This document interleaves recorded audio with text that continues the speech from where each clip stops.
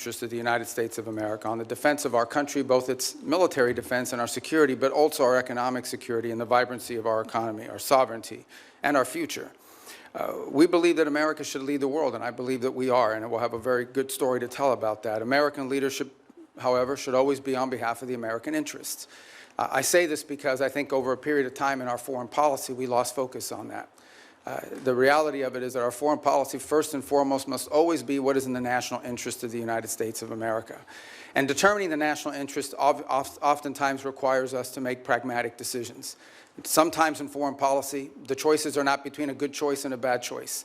It's between two less than ideal choices, and you're trying to figure out which one of these two choices is the one that is best for the United States and least harmful to our interests. And that plays out every single day. That said, we remain the world's sole global superpower, the most powerful country on earth. We have the largest economy.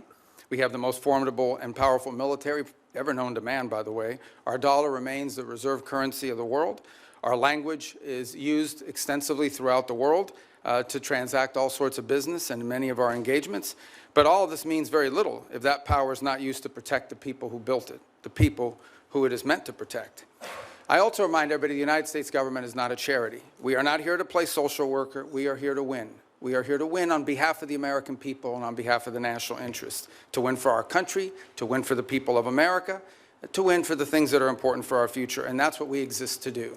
The State Department exists to carry out the foreign policy of the United States, both in diplomacy and in aid, in a way that furthers the national interest and helps the American people. And it's guided every decision that's been made since January of 2025.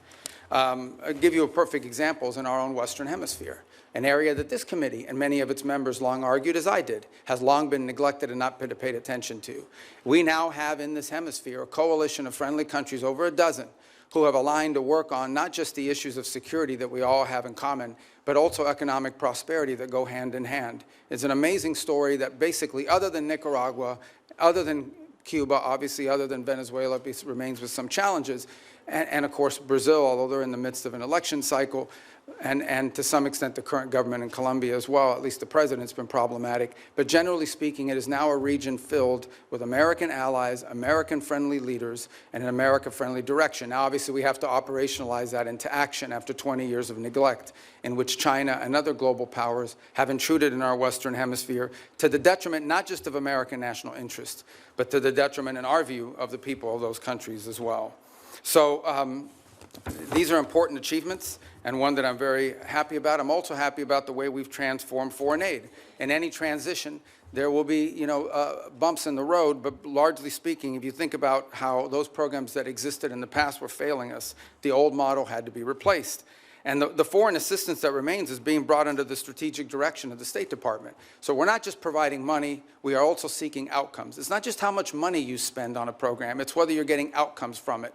But it's also being guided with our strategic view in mind.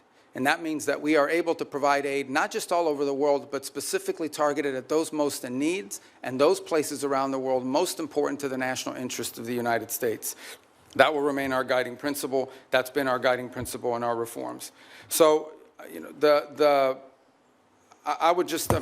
can get into a lot of these details in our questions. The bottom line is that all this and more is a reflection of this belief that I outlined at the outset, and that is that foreign policy cannot be separated from economic policy, from border policy, from energy policy, from any of these other spheres that are critical to our national interests. A country that cannot build ships, or produce medicine, or control immigration, or access vital resources, cannot defend its people, cannot defend its interests, and cannot defend its way of life. So our foreign policy continues to be reoriented around the real foundations of national strength. This budget is yet another step, I believe, in that direction. Obviously, the appropriators here will have a huge say on the outcome of what that budget ultimately looks like, as we don't anticipate that for the first time in modern history, Congress will just take up our budget and pass it. We think it'll go through some substantial reforms along the way, and we look forward to engaging you like we did last year to produce what we think is a very good spending bill at that time. So anyways, I look forward to your questions. At least that's what it says here. I'm not sure if I really look forward to your questions. I look forward to probably half your questions.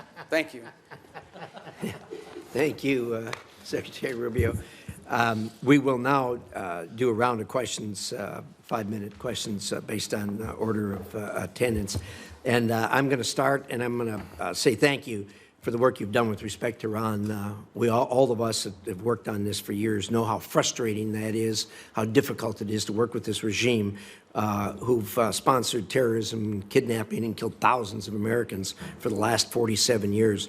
Thank you for doing something about it. I know you and the President are doing all you can to ensure this comes to a close sooner rather than later. I wonder if you could give us at least a brief update on where we are. Well, first let me remind everybody that while I've not been before this committee since, I believe, February, when we briefed on the Venezuela operation, I have appeared on multiple occasions here, both in my role as National Security Advisor and Secretary of State, in both all Senate briefings multiple times, Gang of 8 briefings, Gang of 16 briefings. So we've talked about this topic with some of you in those settings in the past, or you've heard from us. Let me just lay the predicate here, okay? Iran's desire to build a nuclear weapon was going to be built, was going to be effectuated behind a conventional shield. They were going to build for themselves so many missiles, so many drones, so many conventional weapons, including a Navy, that at that point there's nothing you could do about it. What they tried to do is they were going to try to build a conventional shield and hide behind that conventional shield and basically say to the world, if you come and do anything about our nuclear program, we will overwhelm you with missiles, we will overwhelm you with drones, and we will overwhelm you with our Navy, and you will not win. You will not be able to do anything about it. They were seeking that point of immunity, which is why the President chose to act, to deny them that point of immunity. Operation Epic Fury, some of you didn't like it, some of you did, was highly successful in achieving its military objectives, which is dramatically reducing the defense industrial base of Iran. The ability to build these missiles and to build these drones, especially the missiles program, substantially degraded. A substantial percentage, and I'll leave the exact numbers to the Department of War because I'm not a general and I'm not here to speak as a military planner, but a substantial degradation in the number of launchers that they have as well. They still have a lot of drones because these are easy to make. We all know it's not an Iran challenge. This is a global challenge, and it's playing out every single day around the world. I mean, Mexican cartels are using UAVs against each other. We should imagine at some point may even use it against our interests. So this is a pervasive problem around the world. The economics of it are something we have to solve for. But nonetheless, even their drone building capability has been eroded. Today, there is no Iranian Navy. There is no such thing. There's a bunch of Boston whalers with machine guns on them, but there is no Navy. There is no Iranian Navy. It lies at the bottom of the ocean and will soon, within a number of years, be prime fishing spots because they'll turn into reefs. So my whole point is that the Iranian conventional shield has been substantially eroded. Now, in the aftermath of that, two things have happened. The first is they entered into a ceasefire. They agreed, we agreed to stop. But part of that agreement was that they would reopen the straits. They did not, at which point the President decided, and I think appropriately, we can't have a world in which only Iranian ships get through the straits. And so if they're going to shut down the straits for everybody, we're going to shut down the straits for them. And we have done that through a very effective blockade and, by the way, through the seizure of sanctioned ships in the Indo-Pacific as well. The cost to Iran every single day in lost revenue is in the hundreds of millions of dollars that they are losing in lost revenue that they're not generating as a result of that. Now, we are in talks, and I say talks because talks with Iran are not like talks with Switzerland, okay? They're very different. They require the use of intermediaries, unfortunately.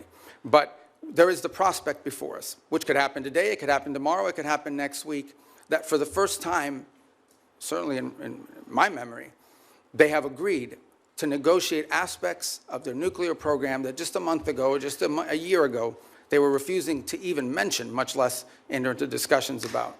That is not a guarantee that ultimately it will lead to a deal that's acceptable to the Senate or acceptable to the American people. But we'll be able to engage them in a process to truly test the proposition of how far they're willing to go. Complicating that process, unfortunately, is their internal regime is somewhat fractured in the sense of it takes days to get responses from their system. We can go into more depth in your follow-up questions. But we're hopeful that something like that could happen in which the straits would reopen, we would enter into a period of negotiations on very specific topics, delineated negotiations, in the hope of reaching an outcome that's acceptable to us and something that they would be able to do as well. If it doesn't work out, then obviously we still have a problem with respect to their nuclear ambitions. But what they won't have is the conventional shield to hide behind any longer. Thank you, Secretary. I'm going to ask one more question. Hopefully, this will shorten as we go around. There'll be more questions, obviously, on that topic. But I know you just got back from China not long ago. Could you give us a quick update on the state of U.S.-China relations? Yeah, look, I mean, China and the United States are the two largest economies in the world, the two most powerful militaries in the world. The Chinese government and the U.S. government have to speak. I mean, it's not a choice here. We have to have some measure of communication, if for nothing else, in order to de-escalate potential points of conflict that could lead to something broader. There are obviously very significant irritants in our relationship with China. Some of these are long-term problems that we know we're going to have to address. And so what we're trying to do is manage a period of strategic stability while recognizing that there are areas of our relationship in which we are going to have struggles, not just for years, but perhaps for decades. We recognize this. But I think as much as anything else, we have to recognize that the United States and China have to be able to have points of dialogue and speak to one another. As I said, for no other reason than to be able to have a communication channel. I think in our meetings, it was abundantly clear which are the areas that we do not have strong alignment or agreement on. We understand that there are areas in which long-term we're going to have some real challenges, whether it's supply chains. Put it to you this way. Let's leave China aside for a moment. The United States, and I would argue the world, cannot depend on one country for 90% of anything, especially 90% of things that are critical to our economies, not from our weapon systems to our pharmaceuticals. We just can't live in a world in which we rely on anybody for 90% of what we get in one sole source that could be cut off at any time as leverage against us or punishment or in a time of conflict. And so we are actively searching and have plans in place, and we're implementing these to diversify where we get critical minerals, where we get our supply chain, secure that supply chain.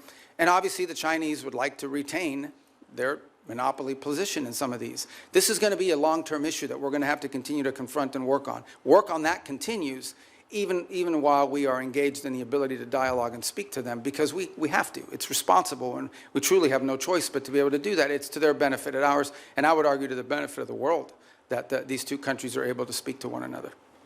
Thank you, Secretary. And I think your comments about the supply chain and the critical minerals and everything else that's in the bottleneck, these are things that are relatively new to us. They've always been there, but COVID underscored that. And then, of course, the Ukraine war brought it out even more. And appreciate your remarks. I think everybody at this dais knows we are, as a nation, looking at that. With that, Senator Shaheen.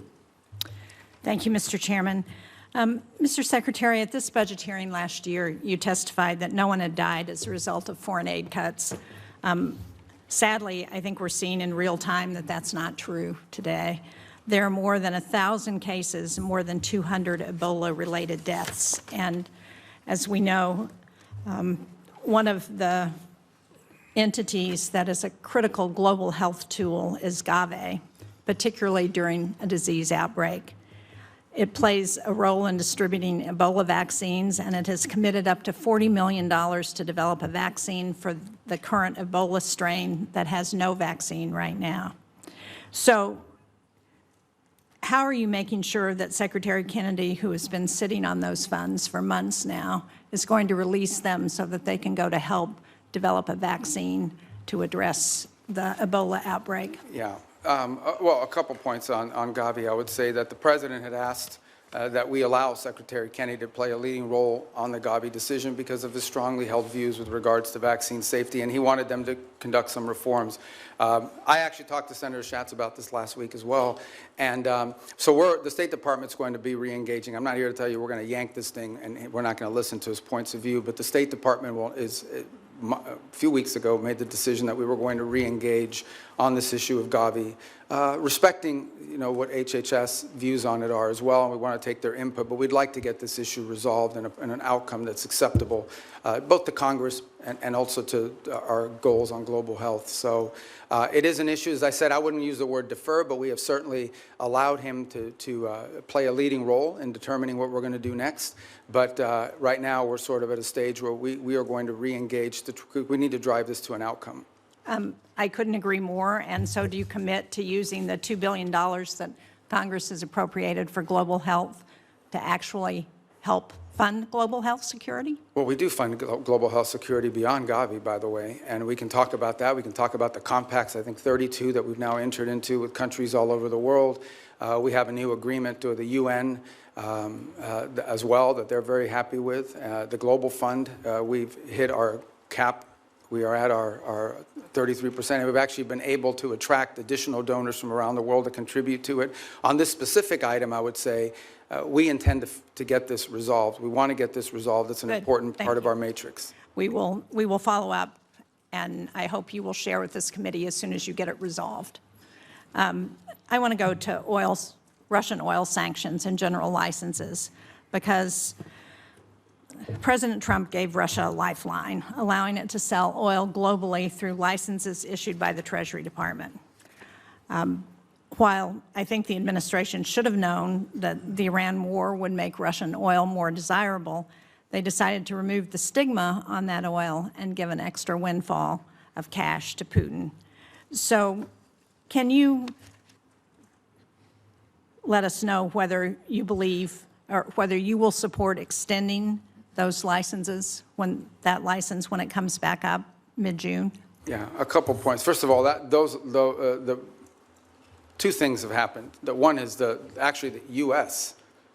production and U.S. playing a role in the global energy supply has increased. I think we had our largest amount of exports from the United States we've ever seen. So we've also benefited from this, and our energy dominance has really come into play. The Russian waivers were a decision. These are the policy, the underlying policy remains on the sanctions. What has changed is these time-limited extensions to sort of try to alleviate the global, the problem we're facing too is there's a contagion potential, and that is that at some point we can do strategic reserves, we can do some of the other things that we've done to sort of alleviate global supply, but at some point you have to ensure, and this is not so much for us. At the end of the day, our economy is not in need of it, but there are other economies around the world that have benefited from this. So these are time-limited extensions that ultimately at some point will expire. We've certainly benefited China and Russia's economy. Well, China doesn't. I mean, China refines oil. They import a lot, but they refine oil, and but they also benefit from Russian oil. But my question for you is, can you commit not to extend the general license again when it expires on June 17th? Well, that ultimately is a decision that's made by Treasury, but I will tell you, it depends on the circumstances at the time. We would like to end it as soon as we possibly can, because the underlying policy of this country has been to sanction their oil. These are time-limited waivers for the purpose of opening up more global supply. I understand that, but if we continue to extend them, they're not time-limited. I want to get a final question in on Food for Peace, because, as you know, the closure of the Strait of Hormuz has deepened the humanitarian needs in food insecure countries such as Sudan, South Sudan. And yet, in your opening statement, you said that our aid targets those who are most in need. But I think it's very concerning that the country selection process for Food for Peace, which I understand is led by the Department of State, includes only 2 priority countries from World Food Program hunger hotspots. That's Haiti and the Democratic Republic of the Congo. So the question I have is, why are we adding countries that aren't facing acute food insecurity, like El Salvador, Guatemala, and Rwanda? Why are we not helping countries who are facing acute, famine in some cases? Sudan, Gaza, Afghanistan, Nigeria, Syria, Somalia. These are all countries that have humanitarian crises, and yet we're helping countries that don't have acute food insecurity. So a couple points. First of all, on Gaza, we have spent hundreds of millions of dollars, including after the ceasefire, and providing through the World Food Program and other entities, and we continue to do so. I think if we're not the world's largest donor, I'd be surprised, because it's a massive amount of money that we've provided through those mechanisms of various means. On the point of Sudan in particular, the complication in Sudan, which I wish were different, and we're very involved in this. I mean, I had a meeting on Sudan yesterday. The problem in Sudan has largely not been our unwillingness to provide funds. We are willing to step forward, and we have the flexibility through what we've been able to do with foreign aid to surge up that. It's been distribution. It's been the ability to get that. So as an example, in these conversations we're having between the warring sides, one of the things we're trying to identify is 4 safe spots where people can go receive humanitarian care, assistance, where we can actually have the outside groups, the NGOs, the international organizations that we contract with, have the ability to go in and actually deliver the food without having their trucks hijacked or blown up or their workers killed. That's been the fundamental challenge in Sudan, is distribution. The distribution is being threatened because we don't have conditions on the ground that allow for it. And so to allocate money towards something that we can't distribute is unwise until we have that in place. That's deeply tied to the ability to have a peace deal, which I can tell you has been very frustrating. On the one hand, with Sudan, we had a donor conference in Berlin. I don't want to interrupt you, Mr. Secretary, but I'm out of time, and it doesn't explain why we are providing food for countries that are not insecure. I appreciate the challenges in Sudan. We have those challenges in many places, but because we have dismantled the distribution network when we eliminated USAID, we've exacerbated those challenges in countries around the world, and we are not providing the help based on humanitarian needs, and that's my concern. Thank you, Mr. Chairman. Senator Ricketts. Thank you very much, Mr. Chairman. And Mr. Secretary of State, thank you for being here. Really appreciate it. Good to see you. Communist China is trying to win the AI race, and they will use it, for example, to dominate our military if they're able to do that, and so many other ways. A world where Communist China is dominant in AI is very bad for the United States and for the entire world. That's why it's critical that us and our allies cannot lose this race. Semiconductor supply chains, particularly semiconductor manufacturing equipment, SMEs, are critical to winning this competition. It's one area that Beijing is spending billions and billions of dollars to be able to produce chips in China, and they've failed to be able to produce those high-end chips so far. President Trump understands this better than anyone because the Trump administration was the first to utilize export controls on SMEs to slow down Communist China's advanced chip-making industry. Since that time, key allies and partners have also imposed controls on SMEs to China. However, their controls have not been as restrictive as U.S. controls, and this has allowed certain foreign countries to backfill the Chinese market with critical dual-use tools. Secretary Rubio, do you agree that export controls on SMEs are critical to maintaining our technological advantage over Communist China? It is. It's actually where it's most critical is in the high end. The areas, that are not legacy, that are broader and that allow for that. I think on the broader point of AI, we share your view. One of the initiatives that I think Jacob Helberg's done a great job with at the State Department is Pax Silica, in which we've signed up all these countries around the world. I think we're up to 13 or 14, and including ourselves and others who hope to join as well, in which we can create this global consortium for all of the elements of the AI supply needs. It's not just the innovation, it's obviously access to the minerals and the critical elements necessary in order to produce these chips and all the things that it will take to lead the world in AI. I think it is safe to say the United States right now is a global leader on AI. I think it is also wise to say that that lead is not irreversible. It has to be sustained, and there will be a real challenge in sustaining it. And we're going to have to stay focused on it. The good news is I do think we have a system of global alliances that view it the way we do.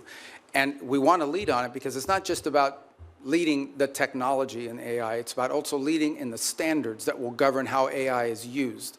I don't want to monopolize this conversation on this point, but it's one that I think the Senate should think about because I know we're starting to think about it. AI will have very positive impacts on our economy and societies.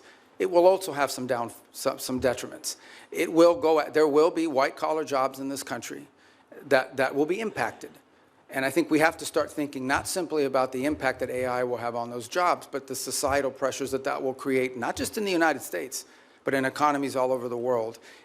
Much like industrialization and automation did, it will make the worker more efficient and more valuable, but it will eliminate some jobs, and those jobs will have to be replaced with new jobs or new skills.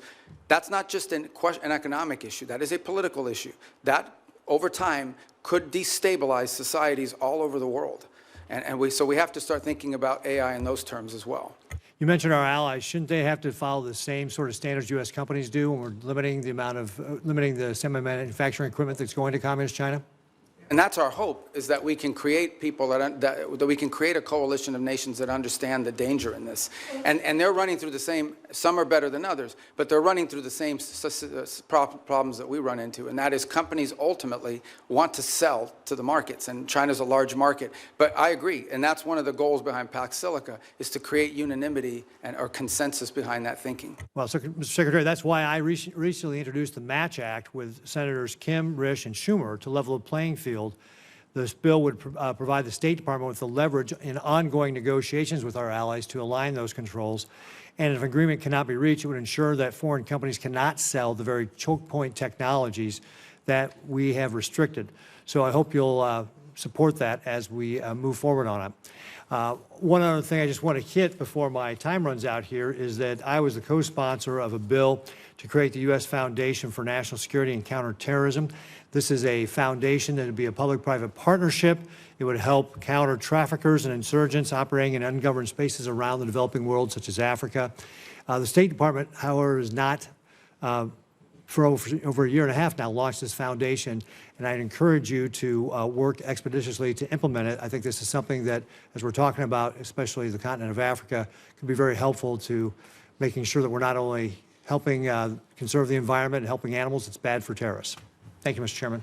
Thank you. And look at that, I kept it in my time. Good job. Can you do as well, Senator Murphy? I'll do my best. Thank you, Mr. Chairman. Thank you, Mr. Secretary, for being with us today. Despite the differences that existed between Republicans and Democrats prior to this administration on how to approach Iran's nuclear program, the theory was basically the same, that we were going to impose significant harm on the Iranian economy in order to force them to the table to negotiate. What is happening now is fundamentally different. This war and the administration's decision to blockade has now held the entire world economy and the U.S. economy hostage to the ability to negotiate an agreement with Iran. This is why the entire country is seized by the question of when there will be an agreement, because apparently until there is an agreement, the Strait of Hormuz remains closed. There is a cost to the Iranian economy, but now there is a devastating cost to the U.S. economy. It has been indecipherable, the information coming from the administration, especially in the past several weeks, as we get signals that a deal is imminent. The president said yesterday he's bored by the negotiations. He doesn't care whether we get a deal. For a picture. I think it's really important for us to understand what your bottom lines are, what you're asking for in this negotiation, what commitments you need Iran to make in order for you to release the blockade, and we hope for them to release the blockade as well. So give us a little insight into what your bottom lines are, what is going to get the strait reopened, because this is kind of the only question that matters for American consumers right now. And every day we get wildly different signals from the president as to whether he even is engaged in this question as to whether the strait is going to reopen. Yeah, I think your question gets right to the heart of the matter. So I think it's a good question. Let me first bifurcate two things. The only reason there's a blockade, the only reason why there's a U.S. blockade is because Iran has closed they're firing on commercial ships, and they've mined large segments of Hormuz, international waters. And so the blockade is only against Iranian ships. And it's very simple. The notion is if no one's ships are going to get out, then Iran's ships aren't going to get out either. We can't live in a world in which they get to close the straits and tell everybody, pay us a toll or we'll blow you up, but their ships get to go out unfettered. So that's the reason why there's a blockade. There wouldn't have been a blockade if Iran had agreed to do what they said they would do when the ceasefire kicked in, which is they were going to open the straits. So let me just focus on the straits for a moment. Number one, what they're doing is unlawful and illegal. There isn't a country on earth, other than Iran, and maybe Oman that flirted with it, who's in favor of what Iran is doing in the straits. The Chinese are against it. The Russians are against it. Everyone is against it. The whole world is against it. So condition number one is they have to reopen the straits. And reopening the straits means the following. Ships can sail through international waters the way they can do through other choke points around the world without being fired upon, without paying a toll. That's condition number one. But the strait is closed because of our decision to invade Iran. This is a consequence of our military action. So I guess I'm not interested in litigating that question. We all know why the strait is closed, because you took military action against Iran, and we knew ahead of time that that would be their likely response. The question is, how are we going to get it reopened? Are you going to drive a bargain that is so tough and so hard that the strait remains closed? So how are we going to get it open? The first thing, that is a predicate to anything else happening. The straits have to be reopened. So the way to think about it is this. If Iran wants to be able to move its oil again through the strait, they will have to reopen the straits. If they refuse to do so, then we have other options available to us, but we would prefer to negotiate the opening of this, which Okay, means so tell us about the negotiations. What do you need from them in order to get the strait reopened? We need the strait reopened tomorrow. Well, what needs to happen is very simple. They need to announce that they will no longer fire on commercial ships that are going through or threaten to fire on ships, because in many cases, ships just won't move. They won't go, not because they got fired on, but because of the risk of being fired upon. And so they have to announce very clearly, the straits are now open. We're not charging a toll. We will help remove the mines that they put in there, and they will not fire on ships. But the president says they also need to make commitments on their nuclear program. That's what I'm asking. Oh, I see what you're saying. What commitments do they need to make in order for the strait to be reopened? Well, the second thing they have to agree to as part of this is, so in addition to the straits, that's the predicate that opens the door to phase two. Phase two is they have to commit to very specific negotiations on highly enriched, the disposition of the highly enriched uranium that still is buried deep in a mountain somewhere. They have to agree on negotiating severe and long-term limitations and or cancellation of enrichment activity in their country. In the second phase of negotiations. Well, obviously, these are highly technical matters, so I don't think you could work those out in 5 days.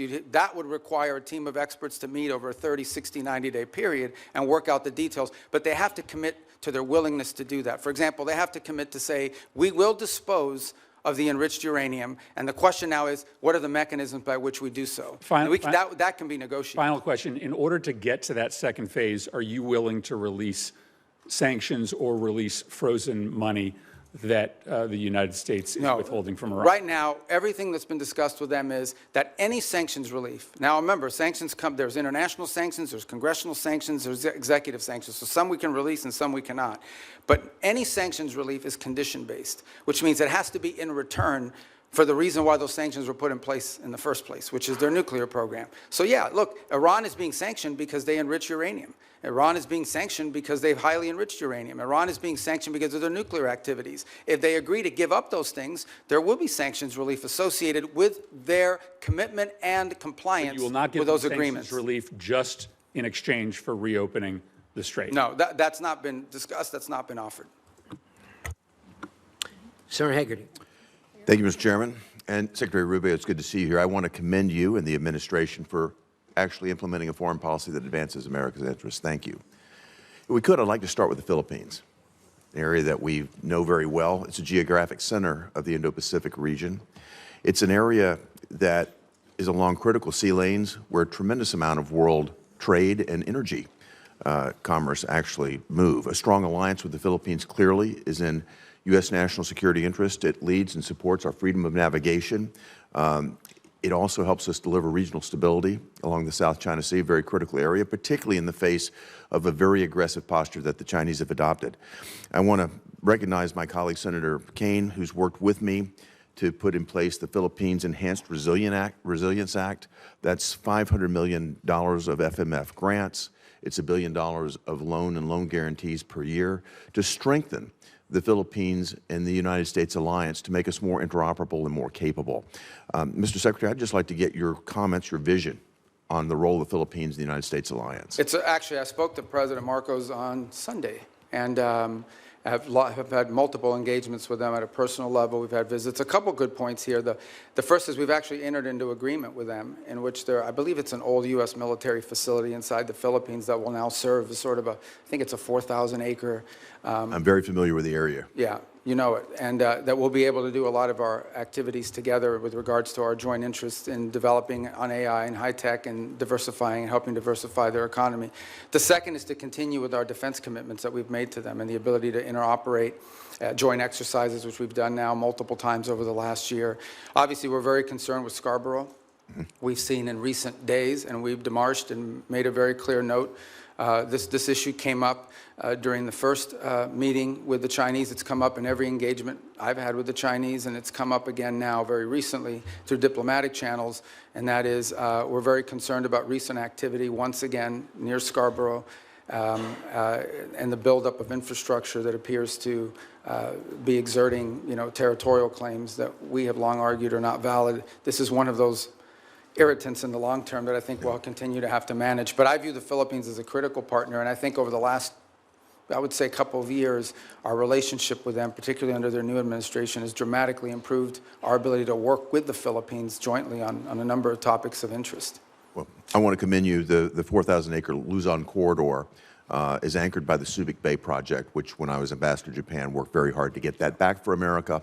And I see that as a tremendous opportunity for us to deepen our economic ties. And of course, that has, as you mentioned earlier, tremendous national security. Yeah, can I just add one point? There is, some desire during their chairmanship this year of ASEAN that to reach a sort of code of conduct understanding in the Indo-Pacific. And while I understand that desire, I just want you to know, and perhaps many of you can help us in making this point, a bad code of conduct agreement is worse than no code of conduct agreement at all. And I think that's very important because they are under withering constant pressure in the region to agree to a code of conduct in the region that I think would be detrimental, would set a precedent that I think is very dangerous in the law. So we'd love to see one, but it has to be a good one. We don't think that's possible under current conditions, and a bad one is worse than none at all. Your point's very well taken. Look forward to working with your team, Mr. Secretary, to advance that. Can I turn to another issue of concern, and again, it's joint concern. Senator Kaine and I both worked on this, and that is the actions that have been taken by countries that have been perceived as our allies against U.S. business interests and against U.S. investments in their country. Particularly, I'd like to point to the example of Vulcan Materials. That's a situation where a U.S. company put billions of dollars of investment into the Yucatan Peninsula, both in port facilities and in quarrying operations, only to be confiscated by the Mexican government. Then the Mexican government came back in arrears, by the way, retroactively tried to justify this taking as some sort of environmental move. Sadly, we had to fight pretty hard, the previous administration, to not allow this to happen. And I think it's going to take more bipartisan effort, certainly you'll have it from here in Congress, to push back on any government's effort to try to confiscate American corporate property. What that will do is have the effect of minimizing or basically reducing the incentive or de-incentivizing our foreign investment in other countries, which again I think hurts the mission that you're on. I'd love to get your perspective on how the State Department will stand up for American investments overseas. We do every day, and in fact, one of the great benefits of our reorganization is that it has empowered the regional bureaus. You used to have a set-aside economic bureaus that would do these things separately from the missions in the field, and having been a former ambassador, perhaps you experienced that. We've now empowered the regional bureaus, and through it, by extension, the embassies, to play a leading role in economic diplomacy. And so I would argue that virtually every engagement I have with a foreign leader involves some economic component to it. Right. And I would say if you talk to our chargés and our ambassadors around the world, I would say more than 50% of their engagements now have to do with economic matters, and they involve one of two things. Either A, finding creative opportunities. In essence, the host country will say to them, we have these areas, these industries of investment, and the embassies will take an active role working with the Bureau to identify American companies who could potentially go down there and see if there's an opportunity for them. And the second is what you just pointed to, and that is protecting existing American investments. Because the point we make with everyone we interact with is you can't ask for American investment into your countries when you have a history of expropriating, of takings, and in some cases, it's a local official that's trying to extort an American business and say, hey, I'm the sheriff or I'm the local police officer. If you don't pay us, your workers won't show up to work tomorrow. We have problems like that as well around the world that involve the local level, and it's become a leading part of our diplomacy. And it's happening at the embassy level, which is where I think it really needs to be led. That's where your field generals are, and I applaud the sea change, and you've got support on a bipartisan basis here in the Congress to move this forward. Thank you, Mr. Secretary. Thank you, Senator Hagerty. Senator Kaine. Thank you, Mr. Chair, and thanks to Senator Hagerty for mentioning our work together in Philippines and Mexico. Mr. Secretary, you won't be surprised that I'm going to ask you about the Western Hemisphere. You and I traded the gavel and the ranking on the Western Hemisphere subcommittee when you were on this committee, and that was good, productive work. I want to ask you about Operation Southern Spear. the operation to strike boats in the Pacific and the Caribbean, that dozens of operations have now killed more than 200 people. Have you been involved as Secretary of State or National Security Advisor in discussion about the targeting criteria that are used to decide which boats we should strike? No, but not because I've avoided it, but because those are largely legal decisions, right? So you have- But if you haven't been involved in discussion, as the National Security Advisor, are you aware of what the targeting criteria are? Yeah, I mean, they go through, so every strike has a legal officer on the deck that has to make a determination about whether the call is legal or not. And this is done by the Department of War, the way it's been done in other theaters around the world. Here's what I want to ask you about. So you're generally aware of the targeting criteria.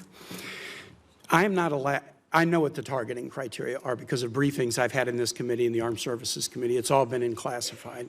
And I'm not allowed to discuss the targeting criteria because they've only been shared and classified. But I don't think I'm prohibited from describing things that aren't targeting criteria. So I'll give you an obvious example. Everyone on the boat is right-handed. That's not a targeting criteria. That would be ridiculous. Everyone on the boat is what? I didn't. Everybody on the boat is right-handed. That's not a targeting criteria. It's obviously not a targeting criteria. It would be improper for it to be a targeting criteria. Here's one that's not so obvious and that surprised me. There's evidence of narcotics on the boat. That is not a targeting criteria.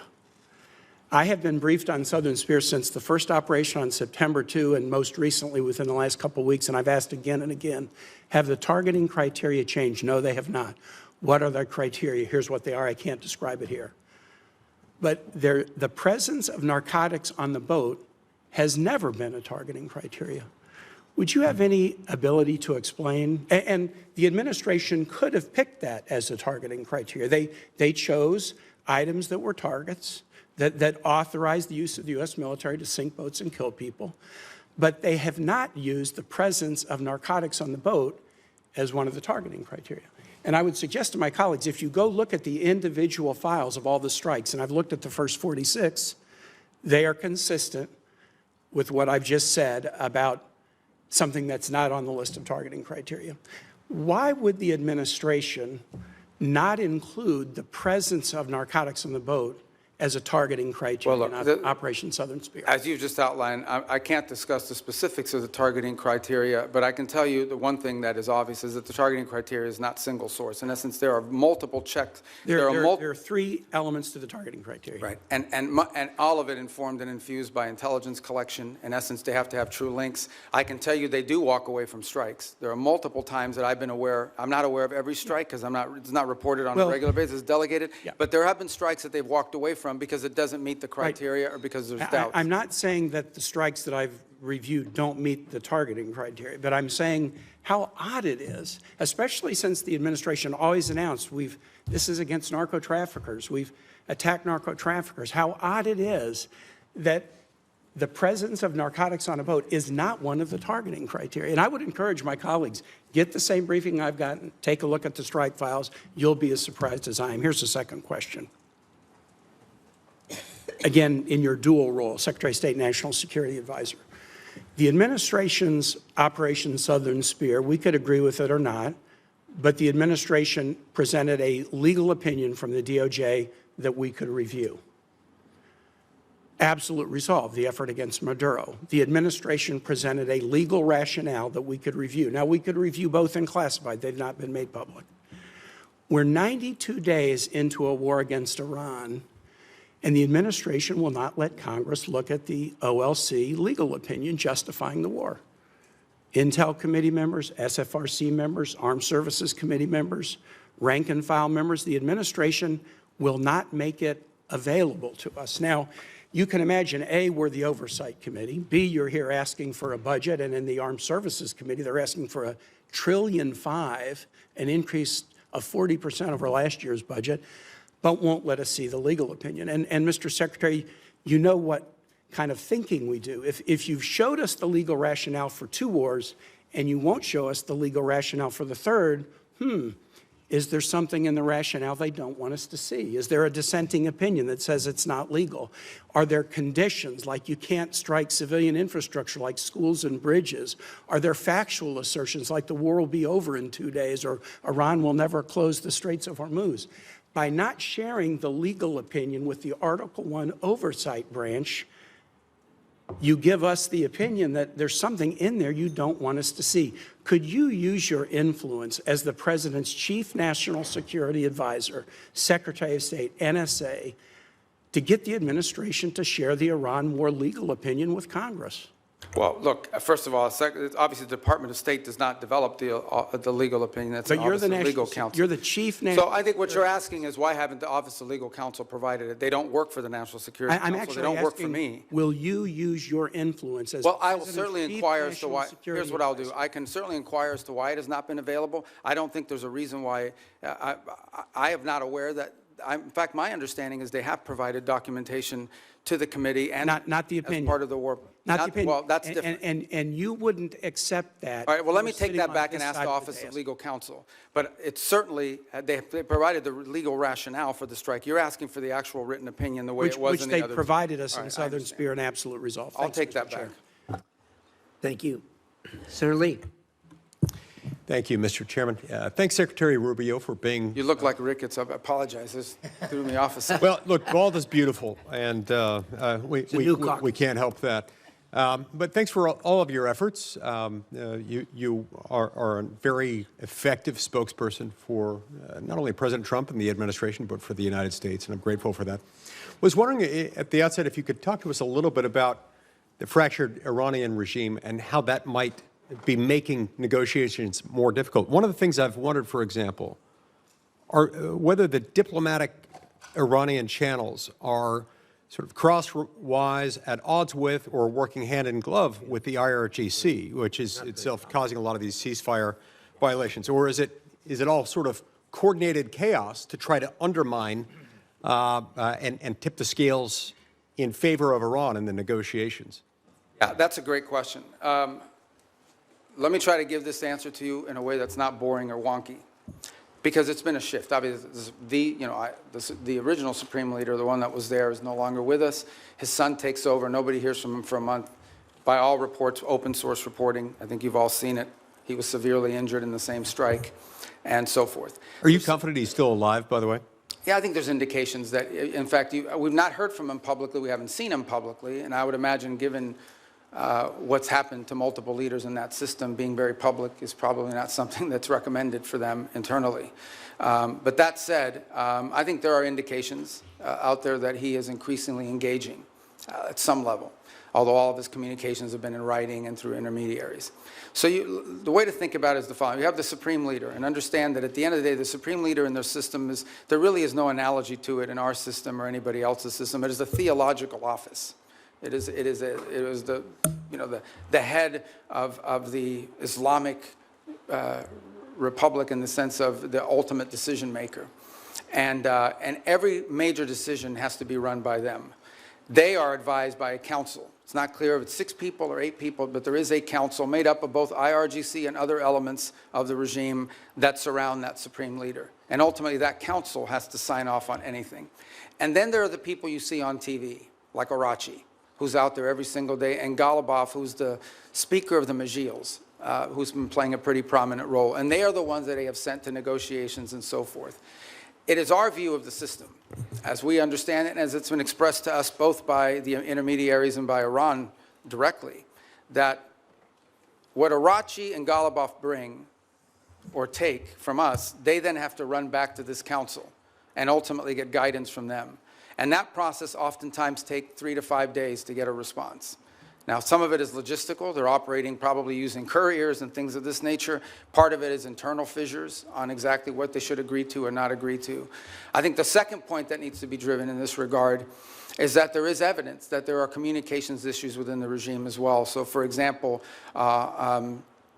it's pretty clear that at the outset of hostilities and the conflict, they had delegated decision-making to field commanders. And so oftentimes field commanders had delegated authority to act on let's say, a pre-operational planning that already put in place. And so unlike our system, where perhaps you know that the president or the secretary of war is directly making orders and decisions, or the chairman of the Joint Chiefs, in their system, a lot of decision-making at the tactical level, like which ships to hit and so forth, are being made at the commander level. So that's Why, from the outset, it can look like fire-ready aim, but it's part of the design of the system, perhaps? Well, I think it was a design of the system in the sense of regime survival and the ability to operate in case there was decapitation strikes or people were removed. But let's go back to the essence of the negotiations. What's complicated them is you ultimately are negotiating with people who then have to negotiate within their own system to see what they're allowed to give and what they're allowed to agree to. What is abundantly clear is that Iran is facing severe internal economic. All the problems Iran had before this conflict not only are still there, but they're worse. All the things that led to the protests, all of these are worse than they were before. And I think there's definitely elements within that regime that understand it.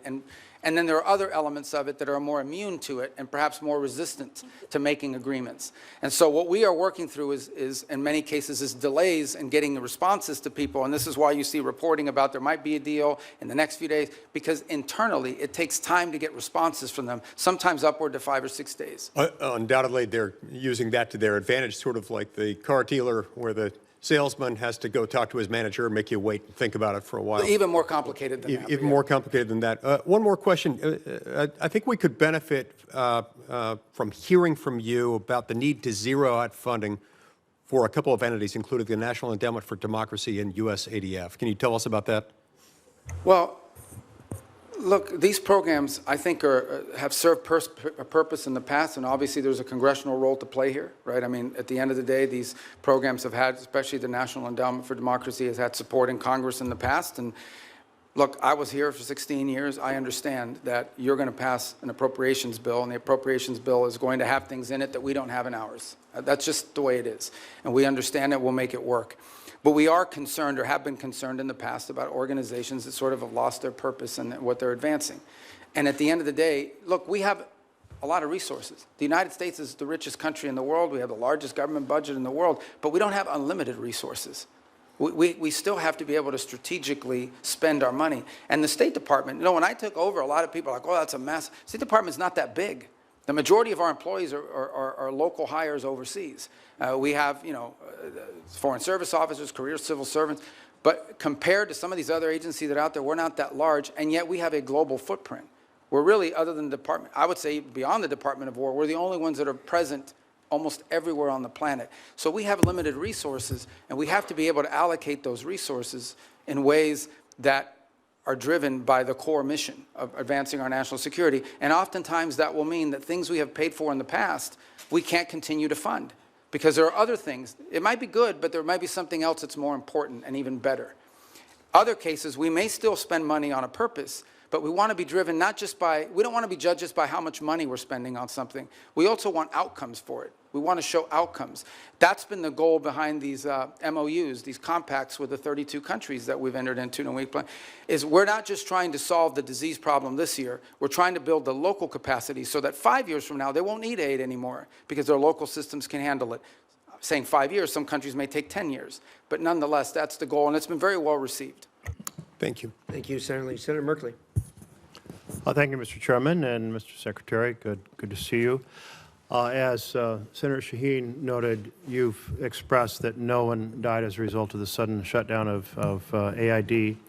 And I did ask you last time you were here about that, and I won't repeat all that, but I want to note that the folks who study this at the schools of public health, the Harvard Chen School, the Boston University School of Public Health, estimate that over 500,000 children have died from that sudden shutdown.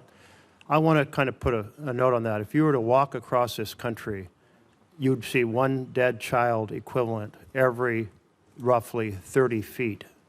That's the level of carnage.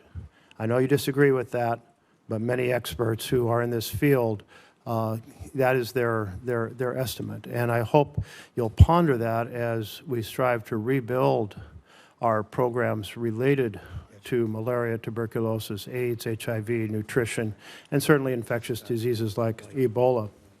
I wanted to turn, though, to Taiwan. It's an area that you and I worked on quite a bit together when you were here, including the Taiwan Relations Reinforcement Act and the Transnational Repression Policy Act, the Hong Kong Economic and Trade Offs Certification Act.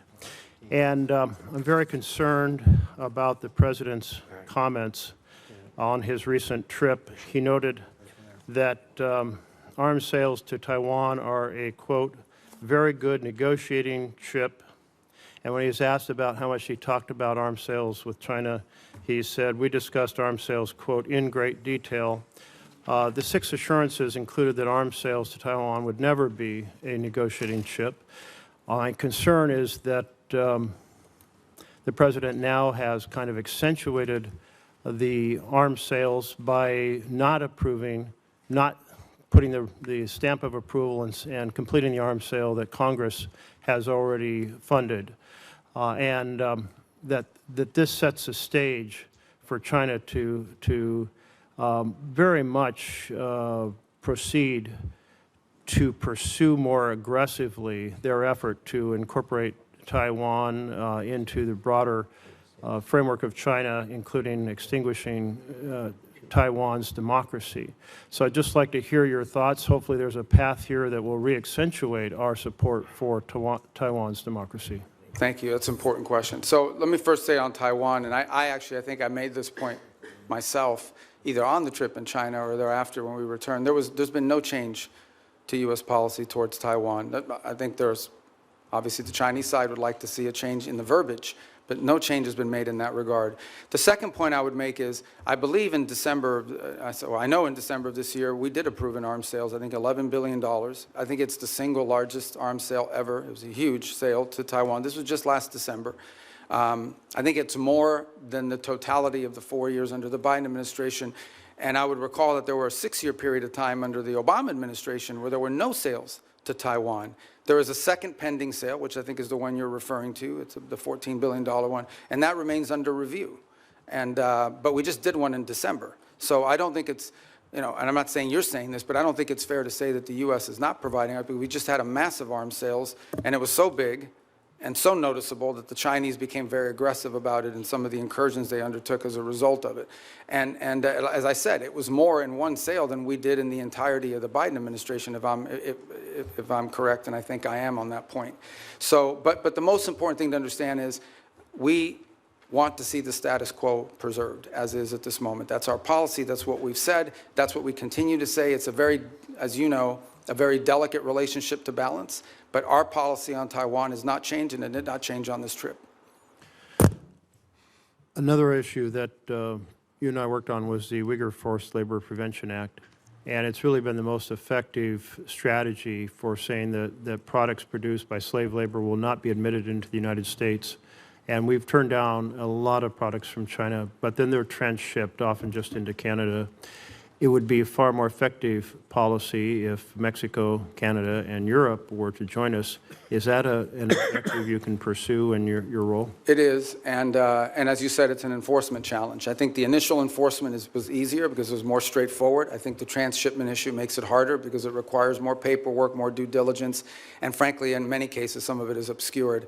But I want to make this point. There's clearly a humanitarian aspect to it. There's clearly a humane aspect to forced labor, which is horrifying. Separate but related, there's an economic aspect to it. It is also, unfair competition for our companies to have to compete against someone who has free labor, basically compelled and forced labor. So we've made the argument on two fronts. Not just is this immoral, but it is and horrific, but it's also an enormous economic disadvantage, not just for us, but for companies all over the world. As you can imagine, depending on the country, some are more willing to lean in on these issues than others. I think just yesterday, last week, the foreign minister of China was visiting Canada, and where they sort of announced, or at least put out the prospect of how Canada can export more to China next year. That was the carrot. What we don't know in those, and I'm not blaming Canada, I'm just saying in general, they do this all over the world. There's a stick associated with it. And I would imagine that China's putting, I know that they put tremendous amount of pressures on countries around the world not to comply with restrictions like the ones we put. I agree. If we got Canada and Mexico to agree, given our current trade arrangements, it would make it far more effective. To date, we have not been successful at convincing them that they should do that because, among other things, I think they fear retribution. But we certainly will continue to raise it because we think it harms them. Senator Barrasso. Thanks, Mr. Chairman. Mr. Secretary, great to see you again. You opened by talking about American leadership and American interests. And later this month, the G7 is going to be meeting in France, and then next month, NATO meeting in Turkey. Just overview, What are the priorities you're going to go into those meetings with? G7? G7 and NATO, coming up Yeah. next month in this. Yeah. Well, NATO would be a fun meeting. Let's start with the G7 one. The G7 forum this year has largely been focused, obviously, because of the Straits. So when I went to the foreign ministers meeting in March, a lot of the conversations in April were about the Straits. And the one point we've made is, and what's interesting is a lot of the countries involved there, even though it's not a military forum per se, the UK and France are members of it, they've put together this initiative, which they say they will send minesweepers and escort ships, but they will do so once hostilities is ended. It's kind of a catch-22. On the one hand, I mean, why do you need naval escorts if no one's shooting at the ships? That said, I don't diminish the utility of it, because I would imagine the first few ships to go through are going to like to be escorted. So I think that's going to be a key feature of that conversation. I think there's a shared interest in all these countries on rare earth minerals and supply chains generally. I think there is a growing global consensus, and we had a great, maybe a few of you had attended part of it, we had a great ministerial here earlier this year on rare earths and supply chains that brought in dozens of countries, and all the G7 countries were represented at it. And so I think that's going to be a feature here, is how do we diversify the global supply chain on anything from rare earths to pharmaceuticals? There's growing consensus, so I think that point will be quite dominant. And then given the makeup of who's in the G7, the Russia-Ukraine conflict will always come up, because obviously it directly impacts at least 3 or 4 of those members who are on the continent. So we will also, and I don't recall exactly who the French have invited, but in addition to the G7, they'll always invite 2 or 3 other countries to attend. I believe Ukraine has been invited, if I'm not mistaken. There's usually a couple other countries that they'll invite that are not members of G7. But I think those issues will dominate depending on where we are with the Straits, and then clearly the critical minerals and supply chains has been a key focus of G7 actions. The last point is, I think there's been an interest and I think Canada deserves credit for this. The Canadians have really taken a lead, and we've been very supportive of this, in highlighting places like Haiti. And as a result of these G7 meetings, we've actually had a number of countries in the G7, including Japan, step up and contribute to the effort there. And the reason I mentioned NATO, there's an article in The Hill, and Mr. Chairman, I ask unanimous consent that we put this in the record. It says Sweden is now America's most valuable tech ally. You're talking about working together with other countries. It goes on to say, this is just last week, Sweden joined NATO. They've now signed the bilateral defense cooperation agreement. They said in March, Sweden became the first European Union member state to sign the Pax Silica Declaration, Washington's flagship initiative to secure global AI and semiconductor supply chains, and now the technology prosperity deal. I want to know how you've accomplished so much, and is this a model for U.S. relationships going forward with NATO? Yeah, the interesting thing about Sweden is because they, and Finland to the equal extent, is because they were not members of NATO for many, many years, they had a self-sufficiency in their defenses. And so now that they've joined, they've actually added to the equation. I'm not here to beat up on any specific country, but generally speaking, the countries you added to NATO were countries that needed from NATO.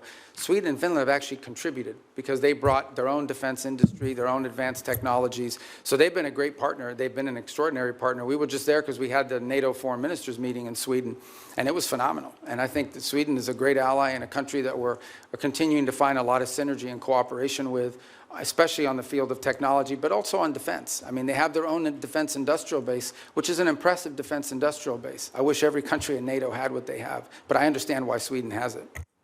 In a number of travels that a number of members have done in bipartisan ways, we found out as we go around Europe that most countries will say they've been too dependent on the United States for military, too dependent on Russia for energy, and too dependent on China for materials. This administration has really made these nations step up to do what they need to do in terms of putting the money forward in defense. So I want to know what the next concrete steps we can do in terms of making some of the pledges of moving from 2% to 5%, making sure that they deploy the military capabilities. Yeah, well, I mean, look, some countries are on track to do that, others are not. Let me just speak about it in general terms. There's a real challenge. On the one hand, they've made these pledges that they're going to increase their defense spending and their defense capability.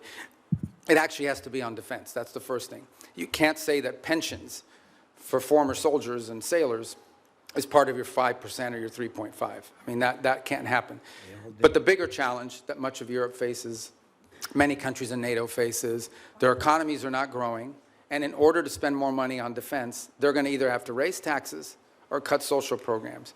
And part of the reality of NATO, whether we like to hear it or not, is that many of the countries in Europe were able to build these very robust social safety nets because they didn't have to spend it on defense, because NATO and the United States was providing it for it. So they're going to have to deal with that reality. The second point is, and this is not an anti-NATO statement, but it is the reality. The United States has global obligations. At the same time as I'm in NATO, I have to speak to the Indo-Pacific countries who are also worried about what's our force posture they're going to be. We obviously are involved in the Middle East. We have counterterrorism issues with regards to Africa. We have growing mill-to-mill cooperation in our own Western Hemisphere, especially taking on these transnational terrorist organizations and the like. So we don't have like unlimited military resources, even though we have a very large budget. They're not unlimited. And so we have to be able to allocate our resources and our personnel in ways that make sense, and it has to come at the expense of something. And so I think that's the reality that we have shared with our NATO partners from the very beginning of this administration, and have been consulting every step along the way. But these countries will have to step up. They, at a minimum, have to be able to conventionally defend their own sovereign national territory for the most part. Thank you, Mr. Chairman. Senator Van Hollen, you're next. Chairman, and welcome, Mr. Secretary. This is your first public hearing since President Trump and Israeli Prime Minister Netanyahu launched an illegal war against Iran. Netanyahu said he's been waiting 40 years to do this. Turns out he finally found a president who was both stupid and reckless enough to join him. The war has killed 14 American service members, wounded hundreds more, and killed thousands of civilians. It's driving up the price of gas, food, and much more. Trump obviously doesn't care. He called high gas prices peanuts and said, "I don't think about Americans' financial situation." That's from the President of the United States. And all for what? The President told us 91 days ago that we had, quote, won the war in Iran. Last year, he told the country, Iran's key enrichment facilities have been completely and totally obliterated. Was that false? Let's face it, Mr. Secretary, the Trump foreign policy has become a dumpster fire. This is the same president who's more interested in flattering Vladimir Putin than in protecting Ukrainian sovereignty. The president who lifted restrictions on the transfer of sophisticated U.S. chips to China, but came back from his trip there with nothing but ballroom envy. He tweeted about that the other day. This is the president who brought on Elon Musk to take a chainsaw to AID, which has enabled the current Ebola outbreak in the DRC. We've also witnessed corrupt crypto deals with the UAE royal family that have enriched the Trump family at the expense of our national security. We've seen an administration engage in extrajudicial killings in the Caribbean, hijack Venezuelan oil, threaten to invade Greenland, and weaken the NATO alliance. Here at home, a Reagan-appointed judge said that you and former Secretary Noem abused your powers when you locked up and still seek to deport students for protesting the destruction of Gaza. The Reagan-appointed judge said you did that, quote, primarily on account of their First Amendment-protected political speech. Speaking of Gaza, the so-called Board of Peace seems to have run aground. Meanwhile, while Senator Rubio once proclaimed that the U.S. must, quote, work to ensure that refugees who flee war, torture, and persecution are provided safe environments to live and thrive in. Now, as Secretary of State in this administration, you have capped refugees at a record low of 17,500, and white South Africans, Afrikaners, have comprised roughly 99% of those slots, Mr. Secretary. A race-based refugee system. At the same time, the president's preventing Cuban political refugees from entering the United States, even as you've imposed a near oil blockade on that repressive regime. The stated goal is to change the government there, but the only real change is humanitarian crisis inflicted on millions of people, not members of the regime. And in that regard, Mr. Secretary, I have a question for you regarding the designation of Cuba as a state sponsor of terrorism. On the very first week, at least, of this administration, you reinstated, the administration reinstated that. And in a recent January 26 EO, you made statements suggesting connections to Hezbollah and Hamas. The previous administration did a thorough review with the intelligence community and concluded that there was no evidence that Cuba was engaged in ongoing state sponsor of terrorism. Did you find new evidence to support that conclusion? Well, first of all, let me just say that's your question, but you made this long statement of which I disagree with most of it. We won't have time to address every point that you made. So let's stick to Cuba specific, because that's the question that you asked. Cuba has sponsored terrorism, and it's been supported groups. For example, virtually every left-wing, radical, violent terrorist group in the Western Hemisphere has at some point relied on support from Cuba. The ELN, the FARC dissidents, including them, have been involved there. We also know, for example, that Cuba continues to host a pretty substantial collection intelligence sites on behalf of the Chinese and the Russians. But you look at the region and you look at all of these leftist Marxist terrorist organizations, all of them, in many cases, Mr. got their Secretary, seed money if I from can the move on. Cubans. I noticed you did not answer my question, because my question specifically related to whether there was new evidence to support that conclusion. I can just tell you. Why would I need new evidence? Because you're claiming that they're a state-sponsored terrorism, suggesting they're ongoingly involved in that. My final question to you, Mr. Secretary, relates to the Al-Aqsa Mosque complex. There have been reports that the United States is working with Israel to take away the Kingdom of Jordan's custodianship over the Al-Aqsa Mosque complex in East Jerusalem. Can you confirm today that there's no truth? I'm not even aware of those reports. There are reports, so I was hoping you could confirm. Is that like a media report, or? There have been several media reports. Well, you know the media is always accurate. No, they're not, and that's why I'm getting. Yeah, no, I've never even So heard if that. That's you the could first just- time I even hear anybody discuss that. All right, well, I'm glad to hear that, Mr. Secretary. But we have a great relationship with Jordan, and we're very helpful. So I've just never heard that before. You should, I don't know what article you're referring to, just give it to me, I'll look at it. I'm happy to. Is it a credible website? or? I'm glad to hear you say, Mr. Secretary, there's no truth. I've never heard that discussed by Thank you. anybody. Thank you much. Senator Paul. You're up next. Oops, I'm sorry. Senator Daines was here earlier. I apologize, Senator. Senator Daines. Chairman, thank you. Ranking Member Shaheen, good to see you as well. One of the underreported successes for your diplomacy and this administration is what's happened in terms of the peace agreement, a landmark agreement between Armenia and Azerbaijan. I know, Mr. Secretary, you just were in the region most recently.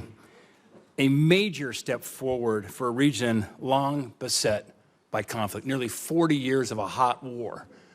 And through your leadership and President Trump's leadership, you've brought true peace to an area of the world sandwiched in between Russia and Iran. It was creative thinking that led to the establishment of the Trump Route for International Peace and Prosperity as a solution to some of the stickier issues in that negotiation. The program promises to be a boon, not only for Armenia and Azerbaijan, but also many neighboring countries. As Brzezinski once said, talking on the Global Chessboard, his book, that Central Asia is the wine bottle and Azerbaijan's the cork. You uncork the wine bottle, suddenly you've got oil and gas and critical minerals flowing back towards the West instead of to Russia, to China, and to Iran. Mr. Secretary, can you tell us a little bit about how you plan to implement the TRIP framework agreements and deliver major economic benefit to both the United States in a very historically troubled region?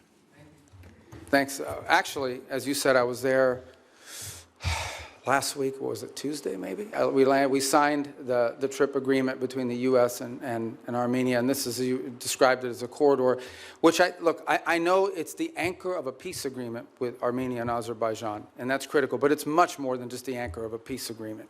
It really has the opportunity to revolutionize Armenia's strategic location and become a central hub for trade in the region.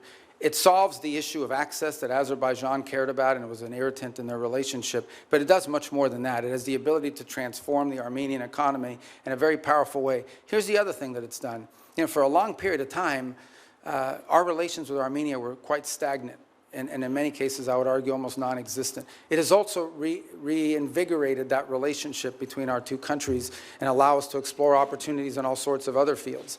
So we're involved in that very heavily now. We just literally just signed the agreement, and it will allow us to drive and hopefully incentivize U.S. private sector investment in this corridor to the benefit of American companies and American interests, but also to the benefit of Armenia, Azerbaijan, and other regional countries.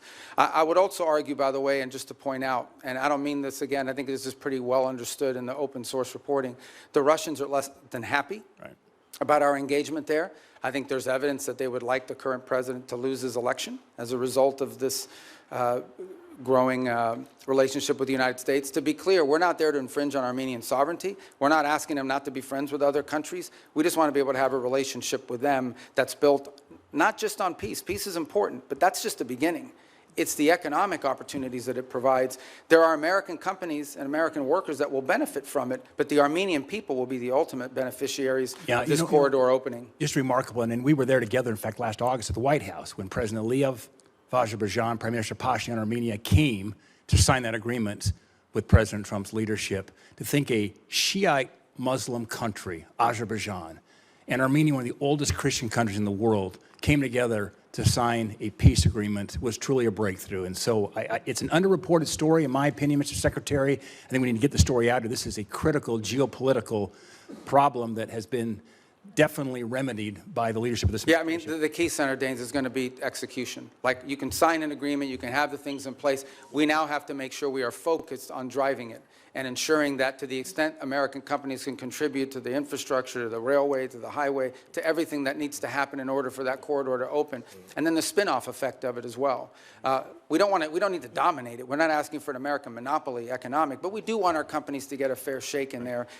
And by the way, partnering with Armenian companies in many cases, so it becomes mutually beneficial. Secretary, before my time runs out, I want to bring up one very important final point. As you well know, I've been spending a lot of time over the past few years working with our friends in Central Asia, across the Caspian there, with the 5 Central Asian countries. Things are progressing well thanks to your engagement and encouragement and President Trump's. And we're seeing a lot of fruit from last year's C5+1 summit that was right here in Washington. That being said, there is still a major hurdle to strengthen our ties. One of the key irritants to our friends in Azerbaijan and in Central Asia is the infamous Jackson-Vanik trade restrictions. These are Soviet-era relic restrictions. In fact, Senator Murphy and I are the co-leads on the repeal. It's long past due that we get this changed. Mr. Secretary, is removing these restrictions a priority for you and your department? And removing them have a significant impact on our relations with Central Asia? Yeah, it's a detriment. We'd like to see it removed, and I think you should talk to the chairman and the ranking member about putting it on the agenda with you guys. They're right there. You can tell them. But It's finance. oh, it's finance. finance You don't have jurisdiction committee. over that? It is. That's my job. And Mr. Secretary, There- Finance. Well, that's good. That's what I do too. It's not my job. It's and our encouragement from our friends over in the House will be helpful. We'll work with you on that, Mr. Secretary. you should But get it thank you. passed. I mean, Thank you. look, We it need would to be get very done. helpful. Yeah, it would be. Thank you. Absolutely. First of all, let me say that I absolutely concur with the Secretary and Senator Daines with you, and I've talked to the President about this, as you know, and I have actually talked to the Chairman of the Finance Committee, who I know relatively well, and we actually have a plan for going forward, and you and I are going to meet on that here pretty quickly. I'm glad I have friends in high places, Mr. Chairman. Thank you. But no, you're absolutely right on that, and it's just in the queue. So with that, let us go to Senator Coons. Thank you, Mr. Chairman, Ranking Member, Mr. Secretary, National Security Advisor, good to see you again. I know from our service here together that you agree that China is the greatest national security threat that we face. And one of the key reasons is their repeated threats to take control of Taiwan by force if necessary.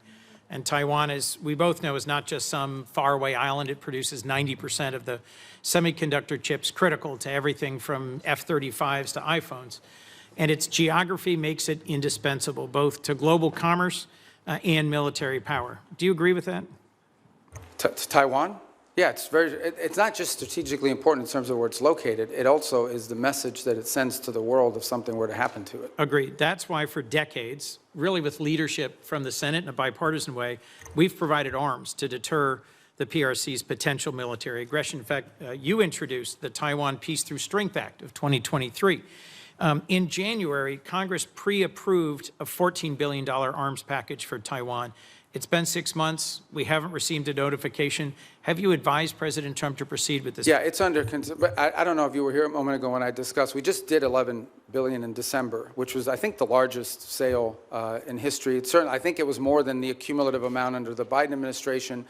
And I recall during 6 years of the Obama administration, there was zero gone to Taiwan. So some way you would argue that we're trying to make up ground. So why hold off on it now? Well, so the other 14 is being reviewed. It's under review. It hasn't been, I think it's been noticed, but it hasn't been reviewed. I mean, it hasn't been approved yet. So it's here's under my review under the concern. White House. Mr. Secretary, my concern is that President Trump has said publicly that arms sales to Taipei are a great negotiating chip with China. And my concern at a time when the PRC has been far more aggressive than they were in previous years, centerline crossing, circumnavigation of Australia, aiding Iran and Russia in their war goals and aims, frankly, literally helping Iranians target U.S. service members. I respect the importance of our having an open negotiation and relationship with the PRC, but in the meetings you were in Beijing, did the president offer to condition arms sales to Taiwan in order to placate Xi Jinping? Well, look, I'm not going to discuss what was the president's words in a meeting and not. Suffice it to say that, you know, that specific question you just asked, that's not the context in which the president has raised this in the past. When the president says it's a great negotiating thing, what he's really saying is it's because China, as you can imagine, always mentions this. Like, this is a top priority for them. They are constantly talking about Taiwan arms sales. But that in no way is what is holding up our decision-making or the White House's decision-making. It is something the president will have to decide on the timing of when and how that is executed on. It's been approved by Congress. It's been noticed. The money's available. And as I said, we are just coming off the heels of a very large sale in December of last year. So there are a variety of reasons why these things don't happen immediately. Well, I'll just assert, Mr. Secretary, that there is more reason than ever for the administration with congressional support to continue providing robust military capacity to Taiwan, given that the PRC is more and more regionally aggressive. You also introduced and passed legislation in 23 prohibiting any president from unilaterally withdrawing from NATO. I assume this was because you recognize that our alliances are a key advantage against Russia, against China, against other adversaries. Do you still consider Article 5 an unconditional commitment? Yeah, so let me address that holistically, if it's okay, because I think we have time to do it. First of all, you're right. I have, throughout my entire career in the Senate, and through much of my time now in this administration, been a supporter of NATO. I see its utility. The key, and I'm just being honest with you when we talk about this, one of the key arguments that I would always use on behalf of NATO is the fact that it allows us basing rights that we could use in a contingency operation in a time of conflict, in a time of need, that we just have had. So when you have countries in this alliance, because understand, at the end of the day, we are providing basically the defense backbone of an entire continent of rich countries. These are not poor countries. These are rich countries. And the utility of NATO for us is that it provides these basing rights. Now we are living in a world in which some of these countries, I point to Spain as an example, openly brag about how they've denied us the use of these bases. And so if the core rationale for us being in NATO, if what we get out of NATO is the ability to use bases, and then we have members of that alliance that are basically denying the use of those bases in a contingency, it calls them to question the entire thing. Forgive me, I have one more question I want to make sure we get to. Is it not true that some of the challenges in our NATO relations have only come after President Trump threatened to seize territory from a trusted and reliable and contributing partner? Yeah, I don't think that's fair. I think he publicly said both. I know, but I don't think... use tariffs to coerce Denmark into giving up Greenland. Yeah, but just to tell you, look, if you go back and study the history of it, NATO tensions and debates within U.S. or whether we should be in NATO, in the 1970s, it was the reverse. It was the administration trying to stay in NATO and Congress trying to get us out. Yes. I happened to see a speech, they were playing it after he passed away on C-SPAN, Jesse Jackson at the 1988 Democratic Convention calling for the United States to get out of NATO. So these debates over NATO, you were at that? As was Joe Biden. Oh. Joe Biden didn't support that position then, and I don't support that position now. But my point is that these debates about NATO have been ongoing for a long time.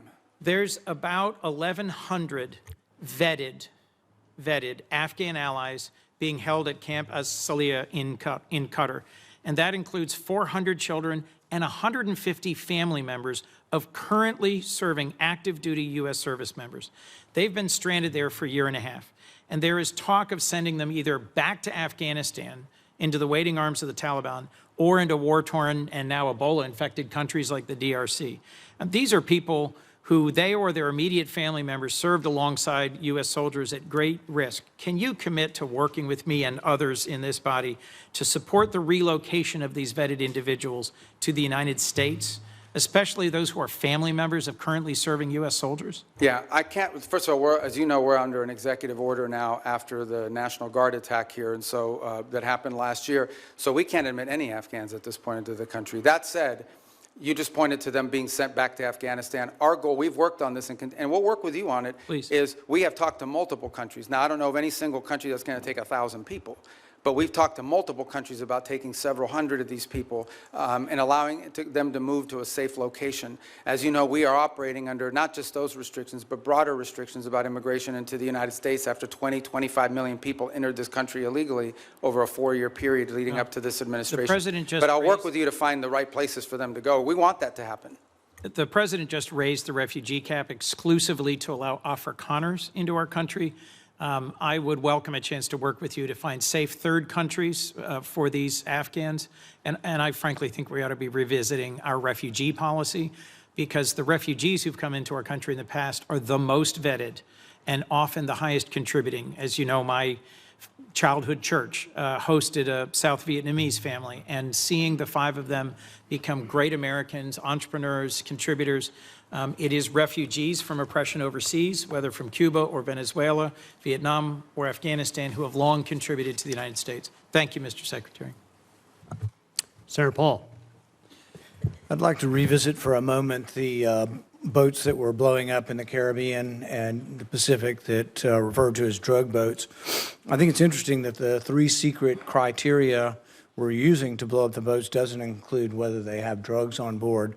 I would like to add that the statistics from the Coast Guard also say that when we interdict alleged drug boats in the historic way, the way we've always done it, about 1 in 4 don't have drugs. We make mistakes. We see something suspicious about the boat, we stop them, and they don't have drugs on board. I would also like to add that drugs is not a criteria for blowing up the boats that are called drug boats, but neither is arms. So in order to blow them up, we don't have to say that they're armed or have drugs, and I think a lot of people would have questions, which I still do. I am glad to hear today, though, that the administration and the negotiations are willing to trade sanctions relief for removal of enriched uranium. I've said for a long time and argued for a long time that sanctions in and of themselves rarely, if ever, are of any value. I've yet to see any Chinese behavior that's changed because of sanctions. I've yet to see any Russian behavior change because of sanctions. I've really yet to see any Iranian behavior change because of sanctions. However, sanctions do have some leverage and ability to exact change if you remove them. So the removal of sanctions might actually have some hope. So I support the administration in this. Now, there are many Republican critics who have been vocal on the airways recently saying, oh, no, we can never negotiate with them. These are terrible people. Well, you don't really negotiate with really friendly, good people. In a time of war, you're going to have to negotiate with an adversary. So I do commend and supportive of the idea of this. And the other thing is it's very verifiable. You don't have to wait for verification. You could say the trade sanctions end as soon as we get the 440 kilograms of enriched uranium. Now, it has to be dug, I guess, some of it from under a mountain of rubble, but at the same time be very verifiable.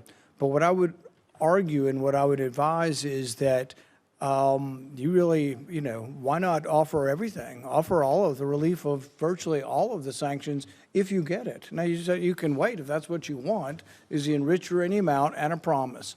Now, the rabid hawks will argue, well, we're not going to negotiate with terrorists. We're not going to negotiate with bad people. Then they'll continue to have enriched uranium, and they'll continue to enrich uranium. So I do think that the argument that there hasn't been a military solution to this is largely proven by the fact that even though we've militarily obliterated their military, all of that is true. It's as Fred Ickley wrote in Every War Must End, that military victory doesn't always translate or lead to political resolution or to things that you want done. You know, what we really want done is no more enriched uranium, and you don't enrich uranium, you give up on these hopes. But I would say that as we are looking at trading sanctions, you say there's some you can do on your own, there's some that are congressional. I would be bringing in the leaders in the Congress who can give up on these sanctions and hopefully try to get their voice saying yes, if they will give up. Because if you give up like, a few piddling ones that that won't change things, that the White House says they're voting to do, and you still have all these congressional sanctions.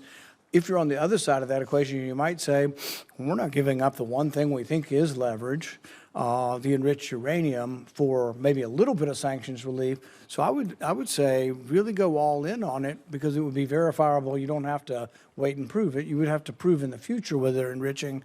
But I think that is a good step forward. But it's also important for people to have a discussion of what diplomacy is, and that diplomacy doesn't always have a bad name. And frankly, I'm glad to hear that the administration is negotiating, and I wish you luck.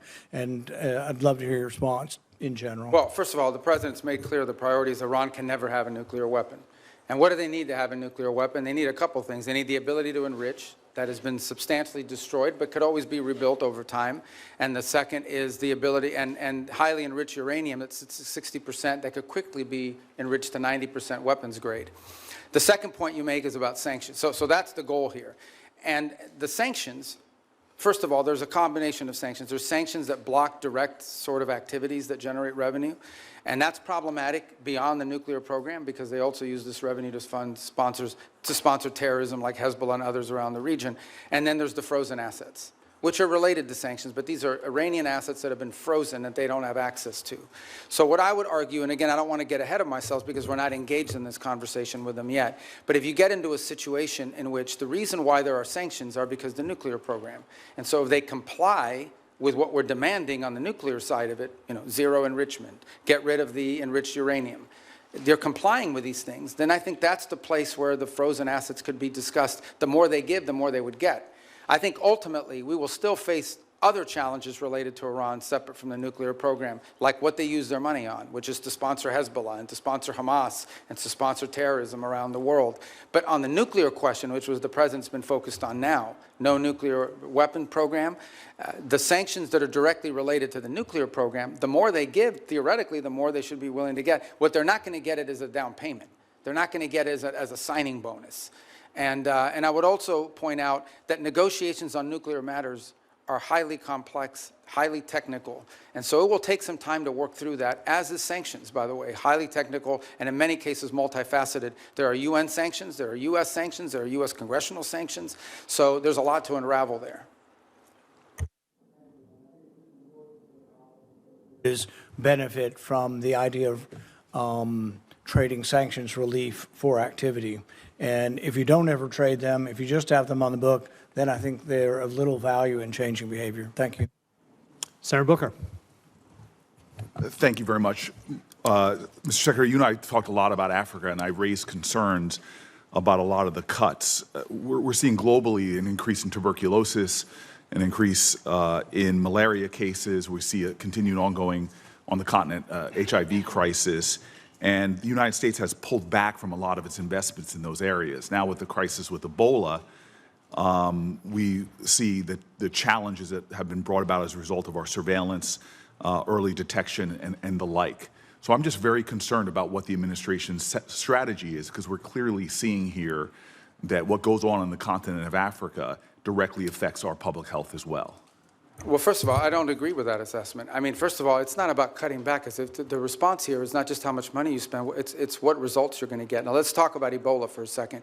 Ebola, the outbreak in Ebola was in a war-torn, isolated, rural area in the DRC. That's where that began. Since that time, our response has been very quick, very rapid. Well, so you're saying you did not cut early detection, Pierce. I'm not talking I'm saying that whatever you're pointing to as a cut is not the reason why there was an Ebola outbreak. I'm not connecting the two. I'm simply saying. Well, you are connecting them. You said that our cuts... Senator Rubio, I'm not trying to get in an argument with you. I would really like to actually have my questions answered. So very quickly, we cut early detection when it comes to infectious diseases on the continent. Factually, this is not an opinion. We made those cuts. We cut early warning systems on the continent. It had nothing to do with the Ebola outbreak. So I don't need to tell you, Secretary Rubio, that we're living in a place where an infectious disease crisis anywhere is a threat to public health everywhere.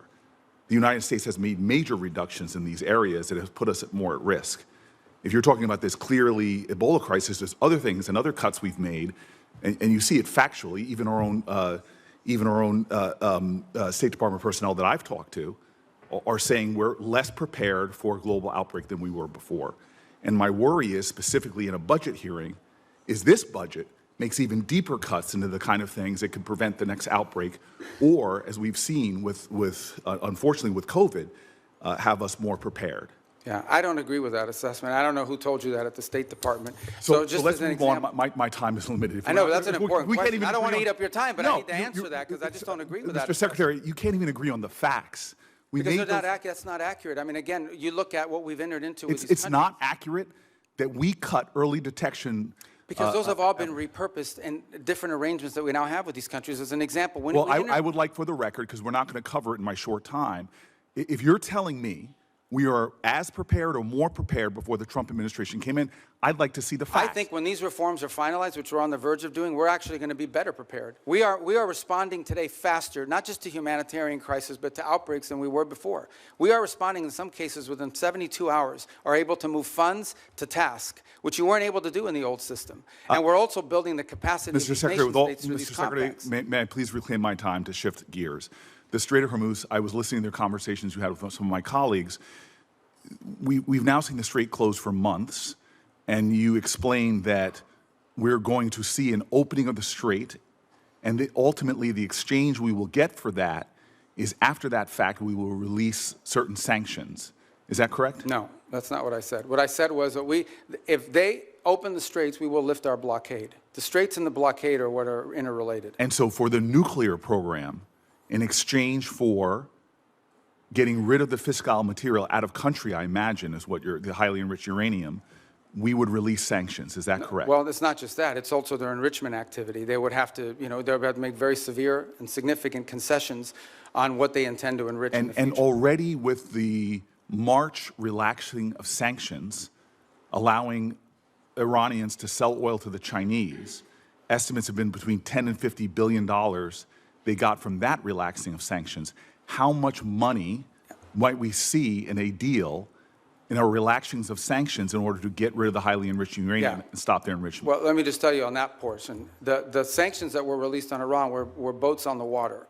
And so that oil was already out in the marketplace. It was sold at market rates, but the sanctions covered, and to the extent we've been able to enforce them, we have the revenues of those sales. So yeah, the Iranian oil was unsanctioned so that it could be sold, but the revenue would have to flow back to blocked accounts, which our sanctions were able to go after. We've also seized, I believe, 6 vessels in the Indo-Pacific that involved Iranian sanctioned oil on top of it. So that wasn't necessarily a trade. They didn't get $50 billion directly as a result of. They might have gotten some of it. They certainly didn't get the majority of it. They are now losing hundreds of millions of dollars a day in revenue because of the blockade. And the blockade exists because of what they're doing in the Straits. Right, and I guess the conclusion I have, and my time's expired, is that the Strait of Hormuz was open before this unjustified war.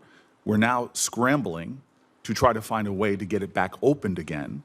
Not only is it causing economic havoc to our country and to residents all around this nation, families trying to make ends meet, but you see on top of that, the Iranians finding ways to leverage that, as we allowed them to do with the Chinese for tens of billions of dollars.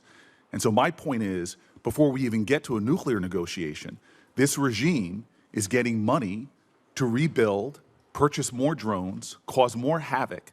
And this is before we're even trying to get back to a But point I apologize. I don't understand how they're getting this. What revenue are you referring to? Well, there's 2 sources of revenue we're seeing. One is the revenue from the Chinese, that's factually documented. And number 2, the revenue that you're proposing that they should receive by releasing all of their highly enriched uranium, as well as in making a commitment about their enrichment capacities. Okay, yeah. Hold on.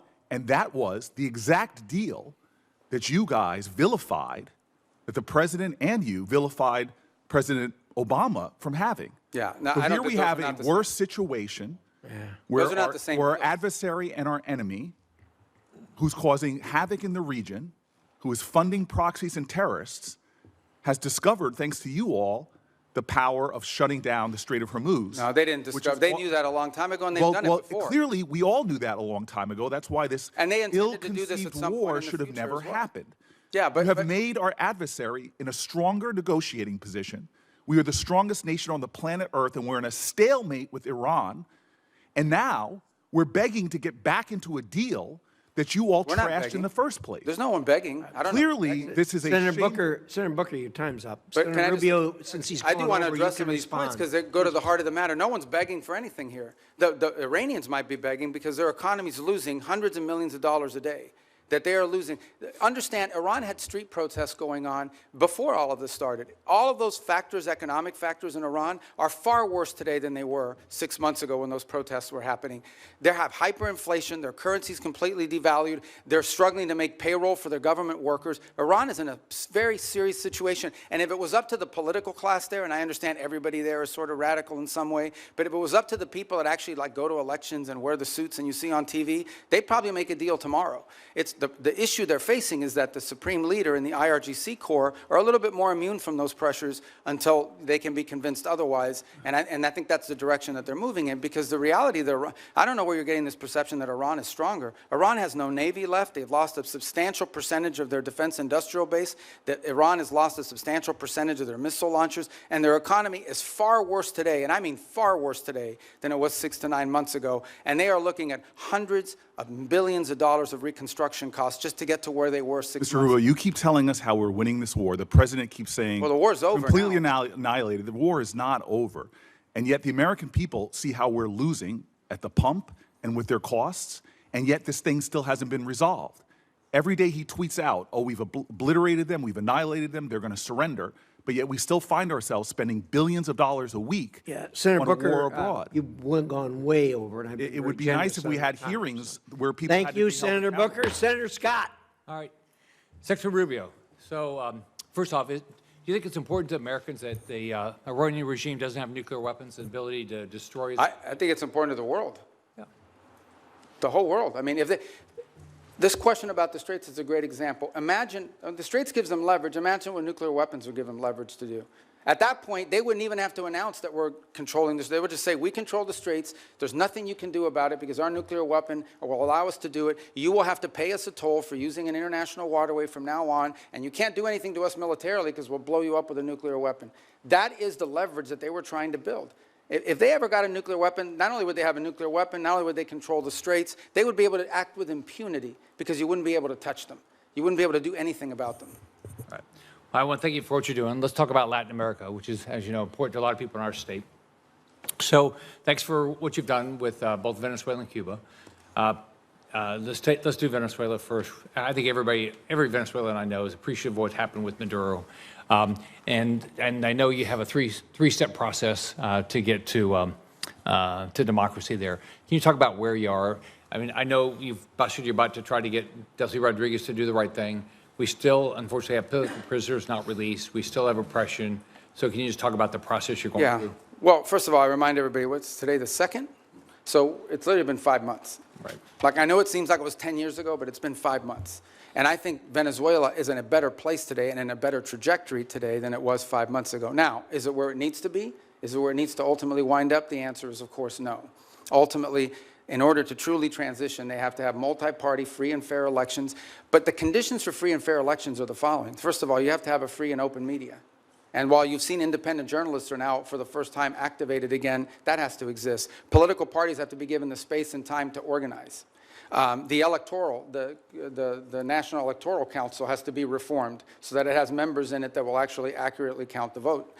You have to have certain conditions in place. I'm not telling you that's 5 years from now, but it's been 5 months, so I want to be relative to that. Here's what I can tell you. For the first time, certainly, since whenever, in the pre-Chavez era, maybe ever, and certainly since the post-Chavez era, the oil wealth of the country is not being stolen.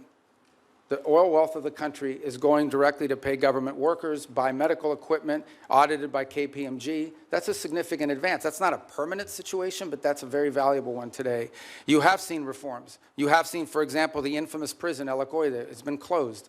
You still have about 400 and something, what we determined to believe to be political prisoners, but you've had many others that have been released, including many high-profile ones. You've seen a systemic reform in individuals involved in their government, replaced by new people. You know, some we don't know well, others we know a little bit about, but certainly better than the people whose place they took before. You've seen a level of cooperation on a couple of topics that I actually can't even discuss in a setting like this, but be more than happy to talk to you about, any of you about, in the appropriate setting. And I think that's been a positive. By the way, you've seen the retrieval. The United States, with the full cooperation of the Venezuelans, went in and retrieved highly enriched uranium. They had highly enriched uranium in their country because of an old reactor program, not because of nuclear weapons or anything, and they wanted it out of their country. And we were able to go in and actually retrieve it along with the UK mission that went in with us and get it. We have a functioning embassy, and we have direct flights for the first time. Venezuelans are now able to go back, not just visit relatives, but begin to engage in the economic life of the country. All of that is to say, it's been 5 months, there is a lot more to go. This is not the direction we want Venezuela to be. But what I will say is that the Venezuela that's there now, under the interim authorities, does not pose the threat to the United States that it posed 5 months ago, when it was an open base of operation for Iranian operatives, for Cuban intelligence, and for others who used it as a base of operation against the national interest. But we have a lot of work to do. We are nowhere near where we want to get to there. Can you give the same thing about Cuba? I mean, Cuba's a very different, thing, yeah. right? I mean, I think the misnomer about Cuba, or the misunderstanding about Cuba, Cuba's actually not controlled by the government. Cuba's controlled by a military holding company named Gaesa. And Gaesa virtually owns anything, they own the tourist sector, they own mining, they own the gas stations, they own everything. They generate about 70% of Cuba's GDP is under the control of this military company. And they're sitting on between $14 and $17 billion in assets. So you have people literally starving, people literally like power grid that hasn't been maintained in 10 years, and yet you have this holding military company sitting on these assets. And by the way, not a penny of the money in the military holding company translates over to the public treasury. So the fundamental challenge we have here is that Cuba needs to be, in order for it not to continue to be a failed state, which poses a threat to the United States, they need systemic and serious reform. They need to have economic reforms, and the question is, can they possibly reform, given the people who are currently in charge, both of Gaesa and of their government? And I think the answer is they can. I really don't believe this system is capable of reform unless new people take over or a new mindset takes hold. Now, we've engaged in conversations with them. We've offered them what I think needs to happen in order for their economy to recover. And that's the last point I would make, is I think somebody raised this issue of an oil blockade. Cuba was having blackouts well before January 3rd of this year. They were having blackouts for years. And they were having blackouts for two reasons. Number one, no one will give you free oil except Maduro. That's what's changed here. What's changed here is they're no longer getting free oil from Venezuela. And number two, the main reason why they have energy blackouts is because they didn't invest a single dollar back into their plants, back into improving their plants. And they could have bought this equipment from any company in the world, but they didn't invest in it. Instead, they invested it to build tourist hotels that now sit empty because there's no tourism into Cuba. So Cuba's a little bit more complicated than Venezuela, but it's a mess. Thanks for what you're doing. Thank you, Mr. Chairman. Secretary Rubio, I trust you're familiar with then CENTCOM Commander and future Secretary of Defense Jim Mattis's famous quote about the importance of funding our foreign policy apparatus. In 2013, in response to a question from the now chairman of SASC, General Mattis pointed out that if you don't find, and I quote him, if you don't fund the State Department fully, then I need to buy more ammunition ultimately, end quote. Unfortunately, despite his service in the first Trump administration, the second time around, you seem to have taken the message as a blueprint rather than as a warning. The budget that you're presenting today cuts the State Department by about a third, after you previously tried to enact steep cuts and eliminations last year, many of which were already rebuked by Congress on a bipartisan basis. Time and again, this administration uses our military as a first tool of choice, manufacturing new crises and new conflicts that worsen the situation for folks abroad as well as for American people back here at home. And now you're here to justify a budget request that further undermines our diplomatic apparatus, the tools and professionals that are critical for not only preventing crises before they begin, but those who will be responsible for negotiating our way out of Trump's war of choice in Iran and whatever other nightmares he dreams up with. So based on how this administration has conducted itself over the last year, our adversaries are learning that the United States is not a reliable negotiator. They're learning that we will quickly turn to using force before working to alleviate crisis points and prevent war. I'm very concerned that that in turn increases the risk of our adversaries jumping to use force first, increasing risk to American citizens and American interests around the world. We saw that instinct for the military option in the Caribbean and in Venezuela. And now we're seeing threats of it in Cuba while we're still engaged in the Middle East, where President Trump is blowing a shocking amount of money and failing to uphold his solemn duty to put our service members at risk only for the most serious and imminent national security threats to American people. Mr. Secretary, you also wear the hat of our national security advisor. So with both that hat and as Secretary of State, do you agree that this administration has spent more on Trump's war in Iran than you are requesting today for this entire State Department budget request? Yeah, I can't speak to the Department of War would have to speak to you about the money and what they calculate are the costs. I can't give you an accurate answer on that because that's not the thing that I look at. I would think you would have some insight because you are our national security Well, advisor I've seen the also. testimony that Secretary Hegseth and others have conducted in front of their oversight committees, but I don't want to give you an answer that's not accurate. Okay. So. Well, this week, let me put out some numbers that I have. This week, the cost of President Trump's illegal war of choice against Iran are likely to balloon past $35 billion by the rate from DOD's own May calculations and surpass your FY 2027 budget request of $35.1 billion for the State Department and related programs. That's an astonishing figure, worth repeating. In just 14 weeks, President Trump will have blown through as much, if not more money in Iran than he thinks Congress should spend on U.S. diplomacy for the entirety of the next fiscal year. This administration's distorted priorities have unfortunately revealed some stark lessons for our allies and partners as well.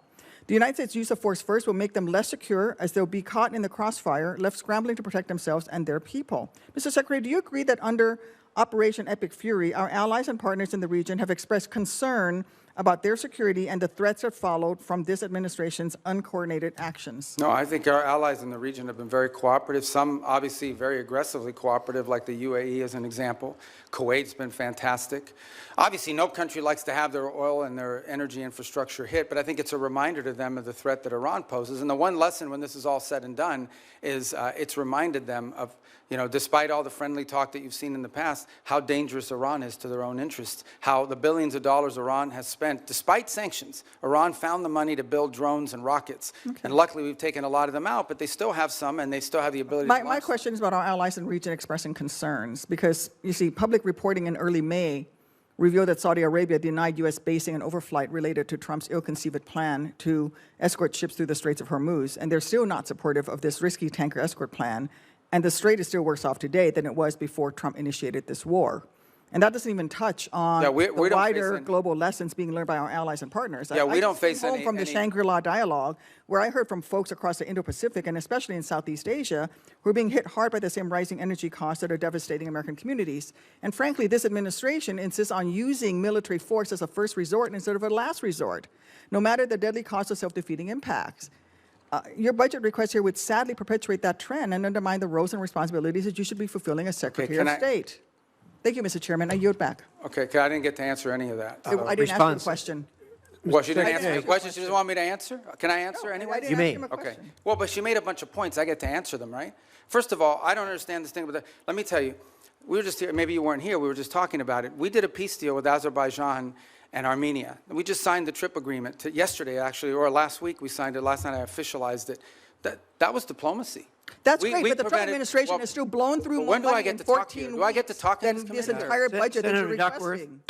Senator Duckworth, I'm going to let Senator Rubio reply to the statements that you made at his request. Yeah, that's. But we've got a hard stop at 12:30. Okay, but I know, but she said a lot of stuff. I get to answer some of it. All right. So the first is the second is India-Pakistan. We ended that war. We were involved in helping broker that. Thailand, Cambodia. That's diplomacy. We've been very engaged in fact, as I sit here now speaking to you, I've got the Lebanese government and the Israeli government meeting at the State Department starting at 8:30 this morning for the fourth time after engaging last week at the military level. So we're carrying out now, we're carrying out diplomacy all over the world constantly and very successfully in many cases. Now let me make one more point that you raise about the budget request. Guys, we understand how this process works, okay? You guys understand. I know because I've been involved all the time. We OMB produces sort of timelines for every agency. We put forward a budget. We say, this is the money we've been allocated. This is how we would spend it. There is a congressional process, which I'm sure you're aware of. And in my time here, 16 years that I was here, I don't ever recall us once ever taking the president's budget and passing it into law. I'm not walking away from the budget. We can make it work if that's the budget you give us. But I have a sense, I have a suspicion, right, Senator Schatz, that we're going to have to work with you guys, that we're going to have to, well, you know, that we're going to have to work with you guys on a budget request that meets your priorities and ours. That's how it works. You guys are the appropriators. We have to work within we will tell you what we care about, we will tell you how we're going to spend the money, but ultimately you will provide us a spending bill, and we will work through those parameters. But we have given you what we can live with. We can make it work. But if you want to, you know, if you're obviously going to have changes here in Congress. But this stuff about diplomacy and the money spent on the war, diplomacy's always cost less money. We don't buy missiles. We don't buy rockets. We don't buy large airplanes and aircraft carriers. But we've been very effective. And I can give you list after list of places where we have had an impact in either de-escalating crisis before it started or ending active wars. And I'm very proud of the work that we've done in that regard, some of which haven't even been publicly discussed in some cases because they weren't high profile. And my last point. We remain heavily engaged in areas that may not at the core of our national interests, but nonetheless are related to our national interests. You think about Sudan for a moment and the Quad. This has been a very frustrating situation to put together, but we helped convene a donor conference that got pledges for when that is resolved. We've put a lot of time and energy in a situation that now, unfortunately, has turned into a proxy in the Middle East because of the UAE and the Saudis on opposite sides of it. In Libya, where our work in Libya now it's still divided, but they, for the first time ever, have a joint budget. For the first time ever, are cooperating on energy deals that are going to be beneficial to the people of Libya. So I just don't think it's fair to say we're not actively involved in diplomacy on last year's budget and spending, because we are, and we have been, and to great success. Thank you. Senator Curtis. Thank you, Mr. Chairman. Clock setter, thank you for resetting the clock. Mr. Secretary, thank you for being here. And I'm always truly impressed with your ability to navigate around the globe so articulately and explain the positions. Like you previously, I chair the Western Hemisphere Subcommittee. One of the focuses that I've had is on Taiwan and Taiwan's relationship in the Western Hemisphere. We actually had our first subcommittee hearing on Taiwan's allies in the Western Hemisphere. And as you well know, Honduras switched diplomatic recognition away from Taiwan in 2023 in exchange for a lot of promises from China. No surprise, those promises have not been fulfilled. And the current president, during his campaign, talked about returning back to Taiwan and restoring that relationship with Taiwan. In your budget, you have $245 million for the Countering PRC Influence Fund. And I'd like to note Senator Van Hollen and I have a bill that would actually carve off a portion of that specifically for Taiwan and countering the PRC influence there. So I guess my question is, what can the U.S. do potentially with that fund, Countering PRC Influence Fund, for Taiwan, particularly as it relates to Honduras, kickstarting that relationship, developing joint set of economic priorities for Taiwan in the Western Hemisphere, anything else we can use that fund for? Yeah, well, first of all, the reason why these countries switched recognition primarily was because, you know, the Chinese would go in and they would say, if you switch recognition, we are going to provide you this loan, this, and in some cases worse than loans. Maybe there was even cases of bribery and things of this nature, but we're going to provide you, you know, a free this and a free that. We're going to build an auditorium for you. We're going to build a bridge. We're going to build a port. And they haven't kept many of those promises. So I think the first thing is to just point to the fact that, switch. Yeah, in many cases, these things are not provided. The other angle of it is if it's loans, they create these debt traps, which is an argument we make all over the world, but particularly in the hemisphere. But the broader goal of this fund is not just simply Taiwan related, although that's the reason why that's an action they took as a result of this leverage that was established on them. But more broader, in many cases, these countries are trying to develop their telecommunications system. They're trying to build roads. They're trying to develop whatever it may be. And frankly, the only companies that show up are the Chinese companies. And they show up with lower cost, a financing mechanism, et cetera, et cetera. Now, there's a track record of not completing these projects. There's a track record of flooding the country with Chinese workers that come and do the work. So I think part of this fund is designed to create alternatives to that, to give these countries alternatives to the Chinese or other foreign malign influence that might be occurring in their country. Part of that is attracting U.S. commercial ventures to do it. But part of it is providing the resources so these countries can go out and do this without being subject to or vulnerable to this sort of leverage tactic that's used against them. Thank you. Let me switch to China for just a minute. Your budget notes the merging of the Foreign Service Institute, where a lot of the state language training takes place, with the Human Resource Bureau, and I'm hoping that can improve the language capacity. But here in the Senate, I've picked up the Uyghur Policy Act, which you led when you were here. Part of the bill that I'm especially supportive of is the provision that's supporting the Uyghur language training for Forest Service officers is not only important but required, and that we have Foreign Service officers in Asia and China that can speak that language. I think it's absolutely vital that our diplomats be able to understand the people in their own language as to the abuses that are going on there. Given your previous experience on this bill and the department's focus on the CCP's repression, do you still support this provision, and can you just speak to how important this is? Yeah, well, I think obviously the Uyghur language is not a widespread language around the world, but it's incredibly valuable in an important part of the world. And so I think we want to see a language proficiency. That's generally been a challenge writ large over a period of time. And one of the goals of the consolidation is to be able to drive language school more effectively and more quickly to afford service officers before they're deployed. Obviously, proficiency in certain languages are very difficult. They take longer periods. Some languages are harder to learn than others, especially if the base of the language is, you know, like, just to give an example, it's easy to learn Italian if you speak Spanish. It's much harder to learn Mandarin, you know, and or the Uyghur language for that matter. So, but language is a priority for us.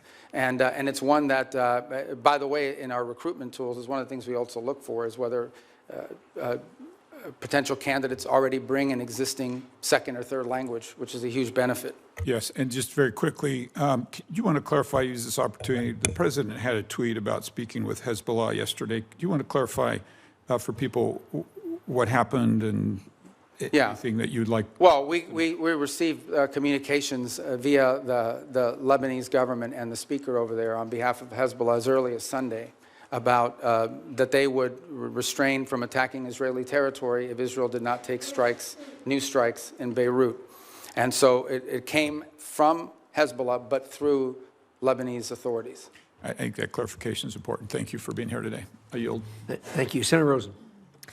Thank you, Chairman Risch, Ranking Member Shaheen. Thank you, Secretary Rubio, for being here.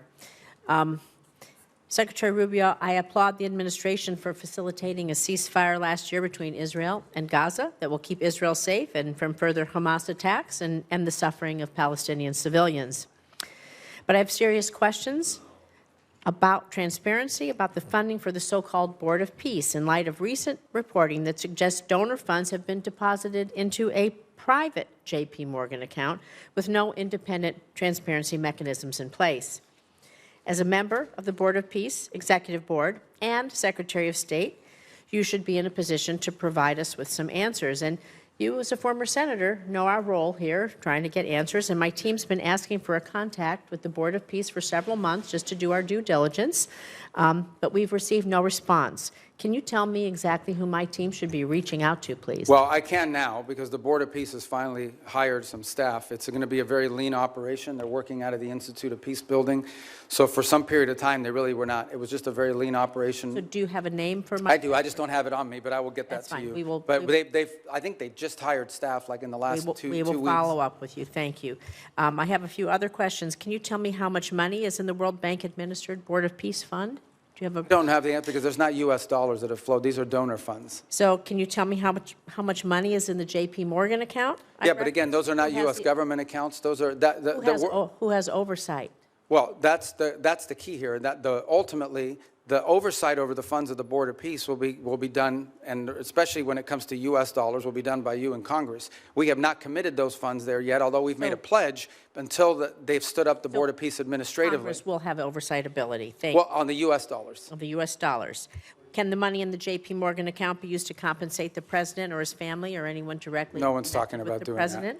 And you said you just hired some folks and it's going to be lean. About how many full-time personnel do you expect? I think they ultimately want to get up to 15 or 20 full-time. I think they've started at 5, if I'm not mistaken. I could be wrong, but those are the numbers I recall. So is the $50 million in U.S. taxpayer money that your department wants to give to the Board of Peace, is that going to be used to cover this? But I think that 50 million was reversed. We ended up not doing that as a result of the way it was constructed. The Board of Peace is now built out as an international, non-governmental organization. We will follow up with you on that once you give us a contact after this. Thank you. So, Secretary Rubio, during your confirmation and budget hearings last year, you committed to me you would support women and girls programming at the State Department. But under your leadership, you've terminated dozens of awards supporting women and girls. You shuttered the Office of Global Women's Issues, GWE. You fired the entire staff. You said repeatedly that regional bureaus will now be responsible for programs to support women and girls, but my staff has asked every single regional bureau if they have a plan to do this, and not a single bureau can provide me with an answer. And so, Secretary Rubio, I'm just so disappointed. I want to believe that, you know, you didn't lie to us, lie to me, and so I want to give you an opportunity to explain how women's issues have been integrated into the I don't know. bureaus. Do we have an outline? I don't know who's telling you that at the regional bureaus, because that's not accurate. Every regional, now some regional bureaus have a larger mandate on women's issues than So others. is As there you a- example, like in Europe, it's probably less intense Can you tell than me in Africa. who on your team we can reach out to then to find out? Because we're not getting, they're telling us they don't know. Well, the regional bureaus tell you they don't know? That's Not only correct. does every regional bureau have someone in charge of women's issues, or at least in charge of that portfolio, but most of our embassies, especially in some of these key So can- places, are Can we follow advocating up, this. and can I call you Yeah, and of have a course. conversation? Because somehow there's a Yeah, communication. because we didn't eliminate the program. We simply felt that there's a difference between the women's issues, for example, that you would face in Africa versus what you may be facing in some part of Could you name a single new Asia. program that you've stood up in the last, since the GWE office was closed? Do you know Well, of any? first of all, almost every single one of our programs that we do now, our humanitarian response to crisis, our food programs that we distributed, all of them have a women's component to it, So- primarily because in these societies, Can we women are the follow up first with ones your team, affected. please, so we can get some clarification? 'Cause Yeah, we we'll haven't been follow able up, to and I'll do give that. you the right people. But each of these bureaus has someone, or more than one case, The more than last one person. here is, there is a International Women of Courage program. You and the First Lady have championed. Are you going to commit to maintaining that? The which one, I'm sorry? The Women of Courage program. You and the First Lady have championed that. Yeah, well, we had an award ceremony last year. So- I don't know if one is scheduled for this year yet. Thank you. With the remainder of my time, I'd like to remind the American people that as the Secretary of State, your main duty as America's chief diplomat is to maintain our relations with foreign nations. This is why I was shocked to see that you were at a party with President Trump in Miami instead of accompanying Vice President Vance to Pakistan for negotiations. What party was I at? I was at a party? It's publicly reported, and there's photos there. But In what fact, party? Steve No, Witkoff and but you're going to Jared say that. I'm Kushner- going to answer it. I'm going to answer But that let me question, because finish that's an my absurd statement. I was not at a As party. I finish my paragraph, All right. he can answer. Because people are going In to fact, slander me. I'm going to answer Steve it. Witkoff and Jared Kushner, both of whom were never confirmed by this body to be America's diplomats, accompanied the vice president in the negotiations. Even Iran's foreign minister was not there, yet was there, excuse me, and you were not. I just feel that's embarrassing for us, and it's embarrassing for you. So, Mr. Secretary, Congress represents the American people. We have the power to confirm who represents America abroad. We confirmed you to be our Secretary of State. We confirmed you to be in the negotiations that are happening. And it's just unthinkable to me that you are missing high-stakes negotiations, or that you're not involved. It's sad. to see Senator you Rosen, your excluded. your time's up. Yield back. Okay, But so let me just- Senator, Secretary Rubio should You're have the 100% opportunity to inaccurate reply. and 100% wrong. Here's why. Number one, the Vice President of the United States was there, and he wasn't confirmed by us, and he was elected by the American people. Okay? He is the second in line to the presidency of the United States. He was present. Mr. Witkoff is the president's envoy for negotiation for peace deals. Mr. Kushner is a private citizen that serves as an advisor on these functions. They were the team that we sent to Pakistan. I was not at a party. Where I was is next to the president. Because in the midst of those negotiations, I was in communications with them. And in fact, I think there is media reporting from that evening on how on multiple occasions I went into a back room, I came back out and spoke to the president and was constantly updating him. On that evening, I spoke to Mr. Kushner and our negotiating team and Mr. Witkoff on at least 6 occasions, including twice on a secure line from the phone they had access to over there. So you don't know what you're talking about. You're just Senator making Rosen, stuff up. he has the floor. I know your Please. staff wrote up this cute statement for your TikTok video, but it's not true, and it's not real. That's not what happened, okay? I'm the National Security Advisor and Secretary of State. I was co-located with the President in the midst of a high-stakes negotiation so that I could immediately inform him about events occurring halfway around the world. I was where I needed to be at that moment because we had a very capable team on the ground in Pakistan led by the Vice President, led by the Vice President of the United States. Thank you. Senator Cornyn. Secretary Rubio, I've heard some of my colleagues here on this committee suggest that the U.S. started a war with the Iranian regime 92 days ago. I happen to believe that the Iranian regime started a war against the West and Israel and has been at war with us since 1979. What's your view? Well, if you go back to 1979 and the taking hostages and build it out from there, I don't know the numbers, if we could even add them up. It's incalculable. Thousands of people around the world, including many Americans, have been killed because of direct Iranian action. All the IEDs, those roadside bombs that maimed and killed our soldiers, were all the mastermind work of the IRGC for decades. The IRGC sponsors terrorist attacks all over the planet. In fact, they were involved, for example, in the bombing of a Jewish center in Argentina in 1993 or 1994. They're consistently, it's now, we have people convicted in the United States of America, and one was arrested yesterday, Iranian agents plotting the assassination of American political leaders, including the President of the United States. They've been waging nonstop, not to mention their massive sponsorship of Hamas, of Hezbollah, and all the activities those groups have undertaken. So you're absolutely right that the Iranian system has been waging war on the West. But why is anybody in the United States in specific for over 3 decades, but why is anyone surprised? They openly chant death to America, death to Israel. They openly say Israel's the little Satan, but we're the big Satan. So I think at some point when people say this repeatedly, you believe their rhetoric and their actions back their rhetoric. This is a very dangerous regime.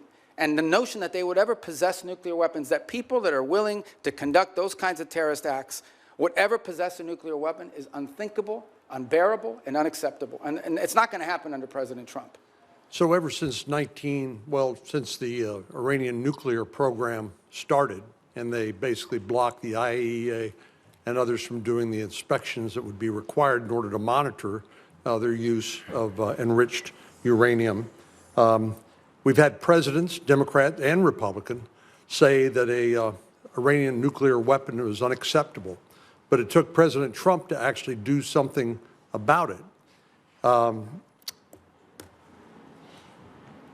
It shocks me to hear some of our colleagues suggest that there was not an imminent threat from an Iranian nuclear weapon. You and I both sat in the same skiff on the Senate Intelligence Committee. We won't talk about the details, of course, but we knew that they continued to enrich to the point where they could produce a nuclear weapon within a specified time. There's some debate about how long that breakout would take, but the idea that an Iranian nuclear program did not present an imminent threat to the United States, to me, is just ludicrous. And I think it defies all evidence to the contrary.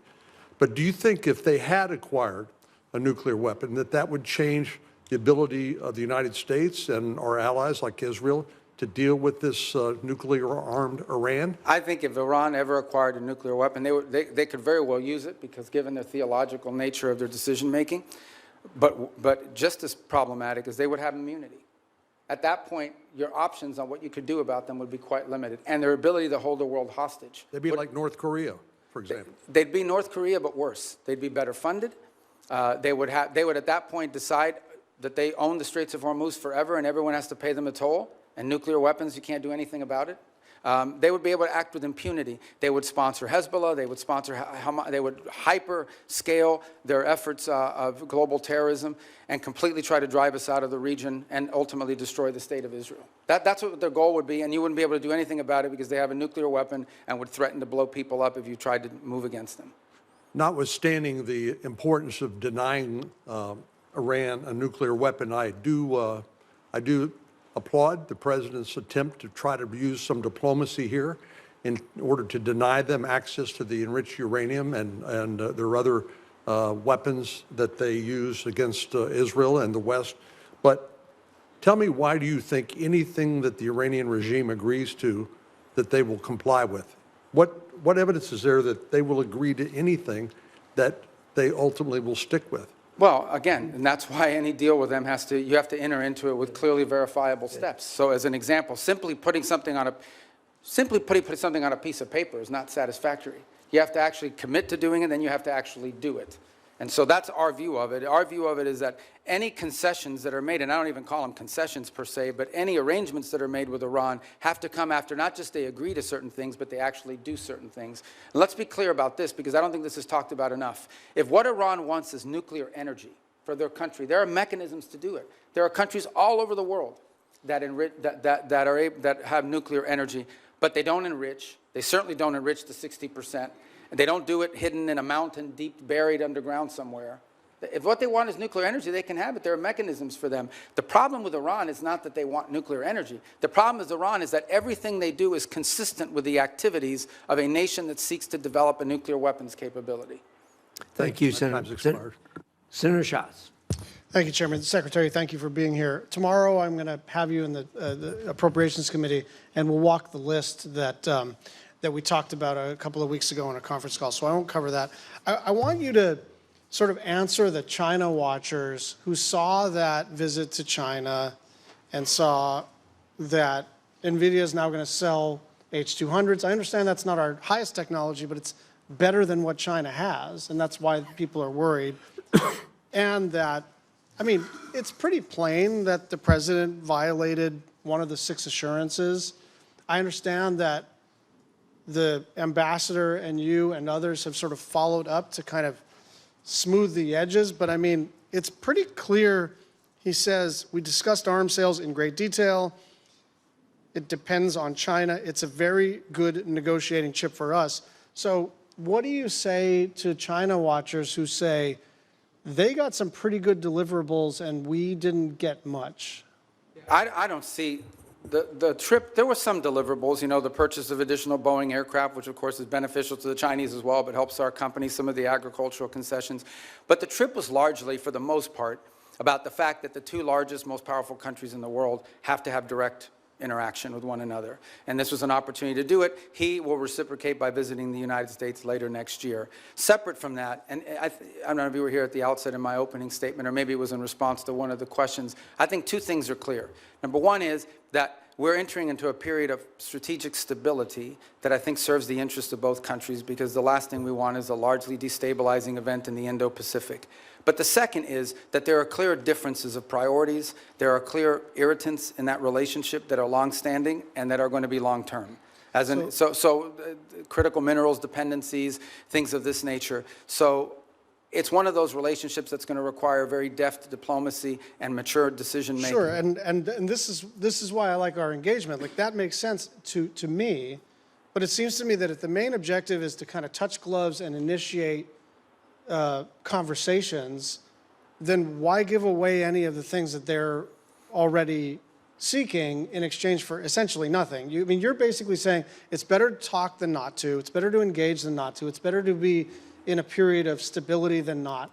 I agree with all that. I just don't understand why we would want to sell them our second best chips, and why we would start to at least complicate the question of our assurances regarding Taiwan. I'm going to move over. We're going to stay in the Asia-Pacific region. The Marshalls, the Philippines, and Tuvalu have declared a national emergency on their energy situation. South Korea says its energy crisis is a war-like situation. You've been around a long time on this committee and now as secretary. It is always the case that something in the Middle East undermines our ability to project power in the Asia-Pacific region. But it's not just a question of opportunity cost and attentional challenges. Now we're talking about our allies in the Asia-Pacific region really taking it on the chin with energy costs because of the Strait of Hormuz. What do we say to them? Just hang in there? Yeah, no, a couple points. It's one of the steps that we've taken and some of the things that we've done around the world, whether it's the release of strategic reserves, whether it's not popular, by, you know, we got questions about here earlier today, but making available for a limited period of time both Iranian oil on the water, though they don't enjoy the revenue of it, and some of the Russian oil on the water as well.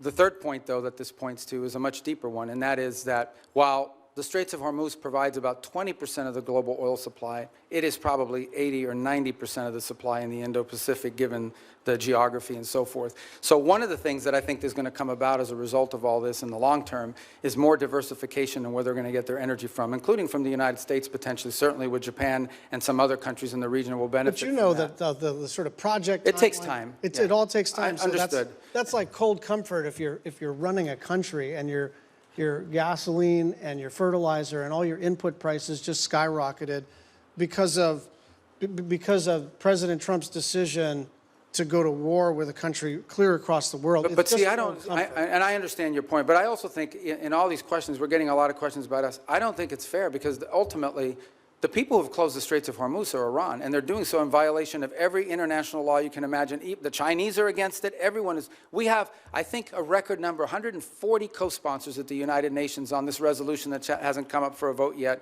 to condemn what they're doing and Look, to reopen nobody's the Straits. defending what Iran is doing. I think what we're saying is this was not just predictable, it was predicted. This was what everybody said. You don't have to be some expert in foreign policy. You don't need to get into a skiff. You could literally put this into an LLM and say, what'll happen if we take kinetic action against Iran? And the first thing that would pop out is, well, they'll probably close the Strait of Hormuz. So it's really shocking to me the degree to which this administration expresses shock that the thing that everybody said was going to happen ended up happening. But here's the point I would make on that, in that the reverse of that is, so that the alternative is to say, well, then we have to go ahead and let Iran develop a nuclear weapon or they'll close the Straits of Hormuz. I mean, at some point you have to take action on this situation, understanding there'll be a reaction to it, but it cannot be. Iran will always have the ability to threaten the Straits. You don't need much sophistication to, if you threaten commercial vessels and shooting them, they're going to stop moving. Dropping mines, by the way, it's not just Iran that can do it. The Houthis could do it in the Red Sea, and they're not nearly as large as Iran is. I think this is a more fundamental challenge, and that is, are we now forever limited doing it? Do we just have to let Iran go ahead and develop a nuclear weapon because of their threat to close the Straits of Hormuz? That's an untenable situation. Secretary Rubio, thank you. But I'll see him tomorrow, so don't worry. You didn't. Yeah, okay, that's good. Tomorrow's approach. I know we're supposed to have a hard stop at 12:30, but No, we'll do it. Senator Let's go. Cruz has been patient. I hope you'll give us Only because it's him. one We'll more do it. bite Let's of go. the apple. Thank you, Mr. Chairman. I will say, Mr. Secretary, since you left the Senate, I've been obliged to serve Cuban coffee in my meetings because you left me as the only Cuban American left behind. So come by if you want a cafecito. Let me start by saying that President Trump's decision to strike Iran was the most consequential decision of his second term as president. And I want to commend you, I want to commend the president and the entire administration on the extraordinary success we have seen. In less than 40 days, the United States has utterly and completely destroyed the military and nuclear infrastructure that the Iranian regime spent nearly 50 years building. Every day that passes increases American leverage. Iran is weaker, poorer, and more isolated than it's been in decades. The president has laid out 4 red lines for any resolution to this military conflict. Number 1, that there be zero enrichment by Iran. Number 2, that they hand over all of their enriched uranium. Number 3, that they stop funding terrorism worldwide. And number 4, that they open the Strait of Hormuz. I agree with all 4 of those red lines. Do you agree with those red lines, and how achievable do you believe they are in the coming weeks and months? Yeah, you stated the poor positions the president has taken accurately, and the entire administration is supportive of it because that's what we take our directives from the president, and personally during my time in the Senate, these would be consistent with my thinking.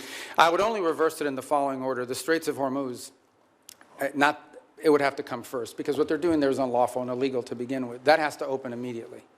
And that has to open immediately in exchange, not for anything else other than us lifting the blockade. We have a blockade on Iranian oil leaving.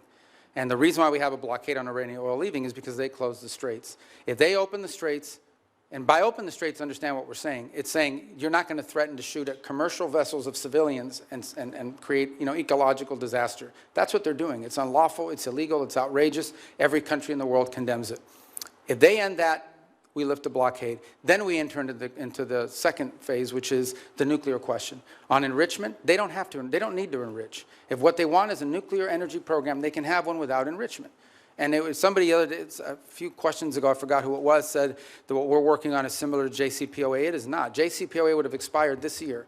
And it allowed them to keep all the enrichment equipment that they needed. And clearly that equipment could get them to 60 and 90% because they've done it to 60% as a result of it. So it would have to deal with that question. And it would have to deal with the highly enriched uranium that they currently are in possession of. There's no reason to have, the only reason to have 60% enriched uranium is to turn it into 90% enriched uranium and put it into a weapon. So those remain, and on the sponsor of terrorism, absolutely.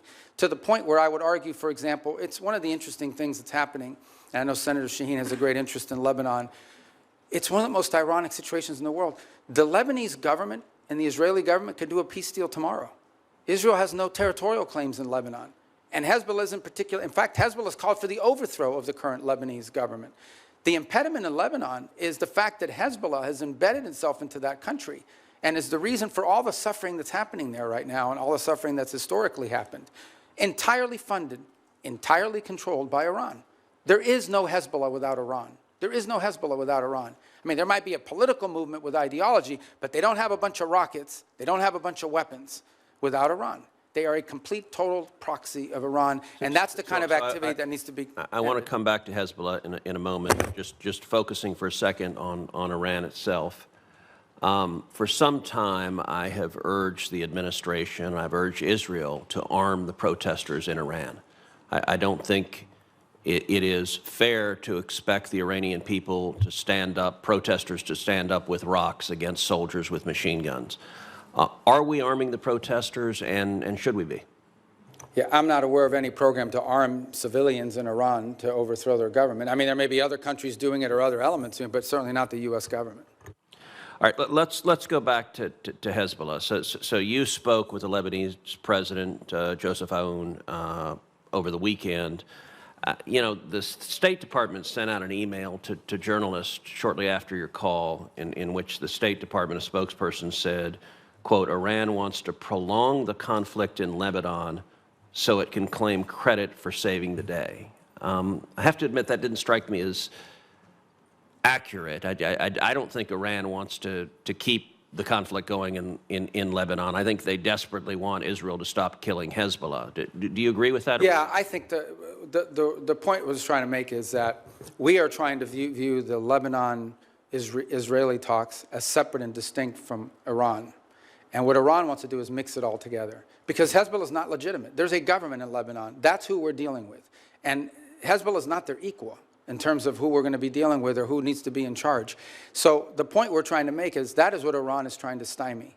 They are trying to stymie any effort in which Israel and Lebanon can work together and prolong it so that if an arrangement is reached at some point in the future, they can claim credit for having forced it through leverage.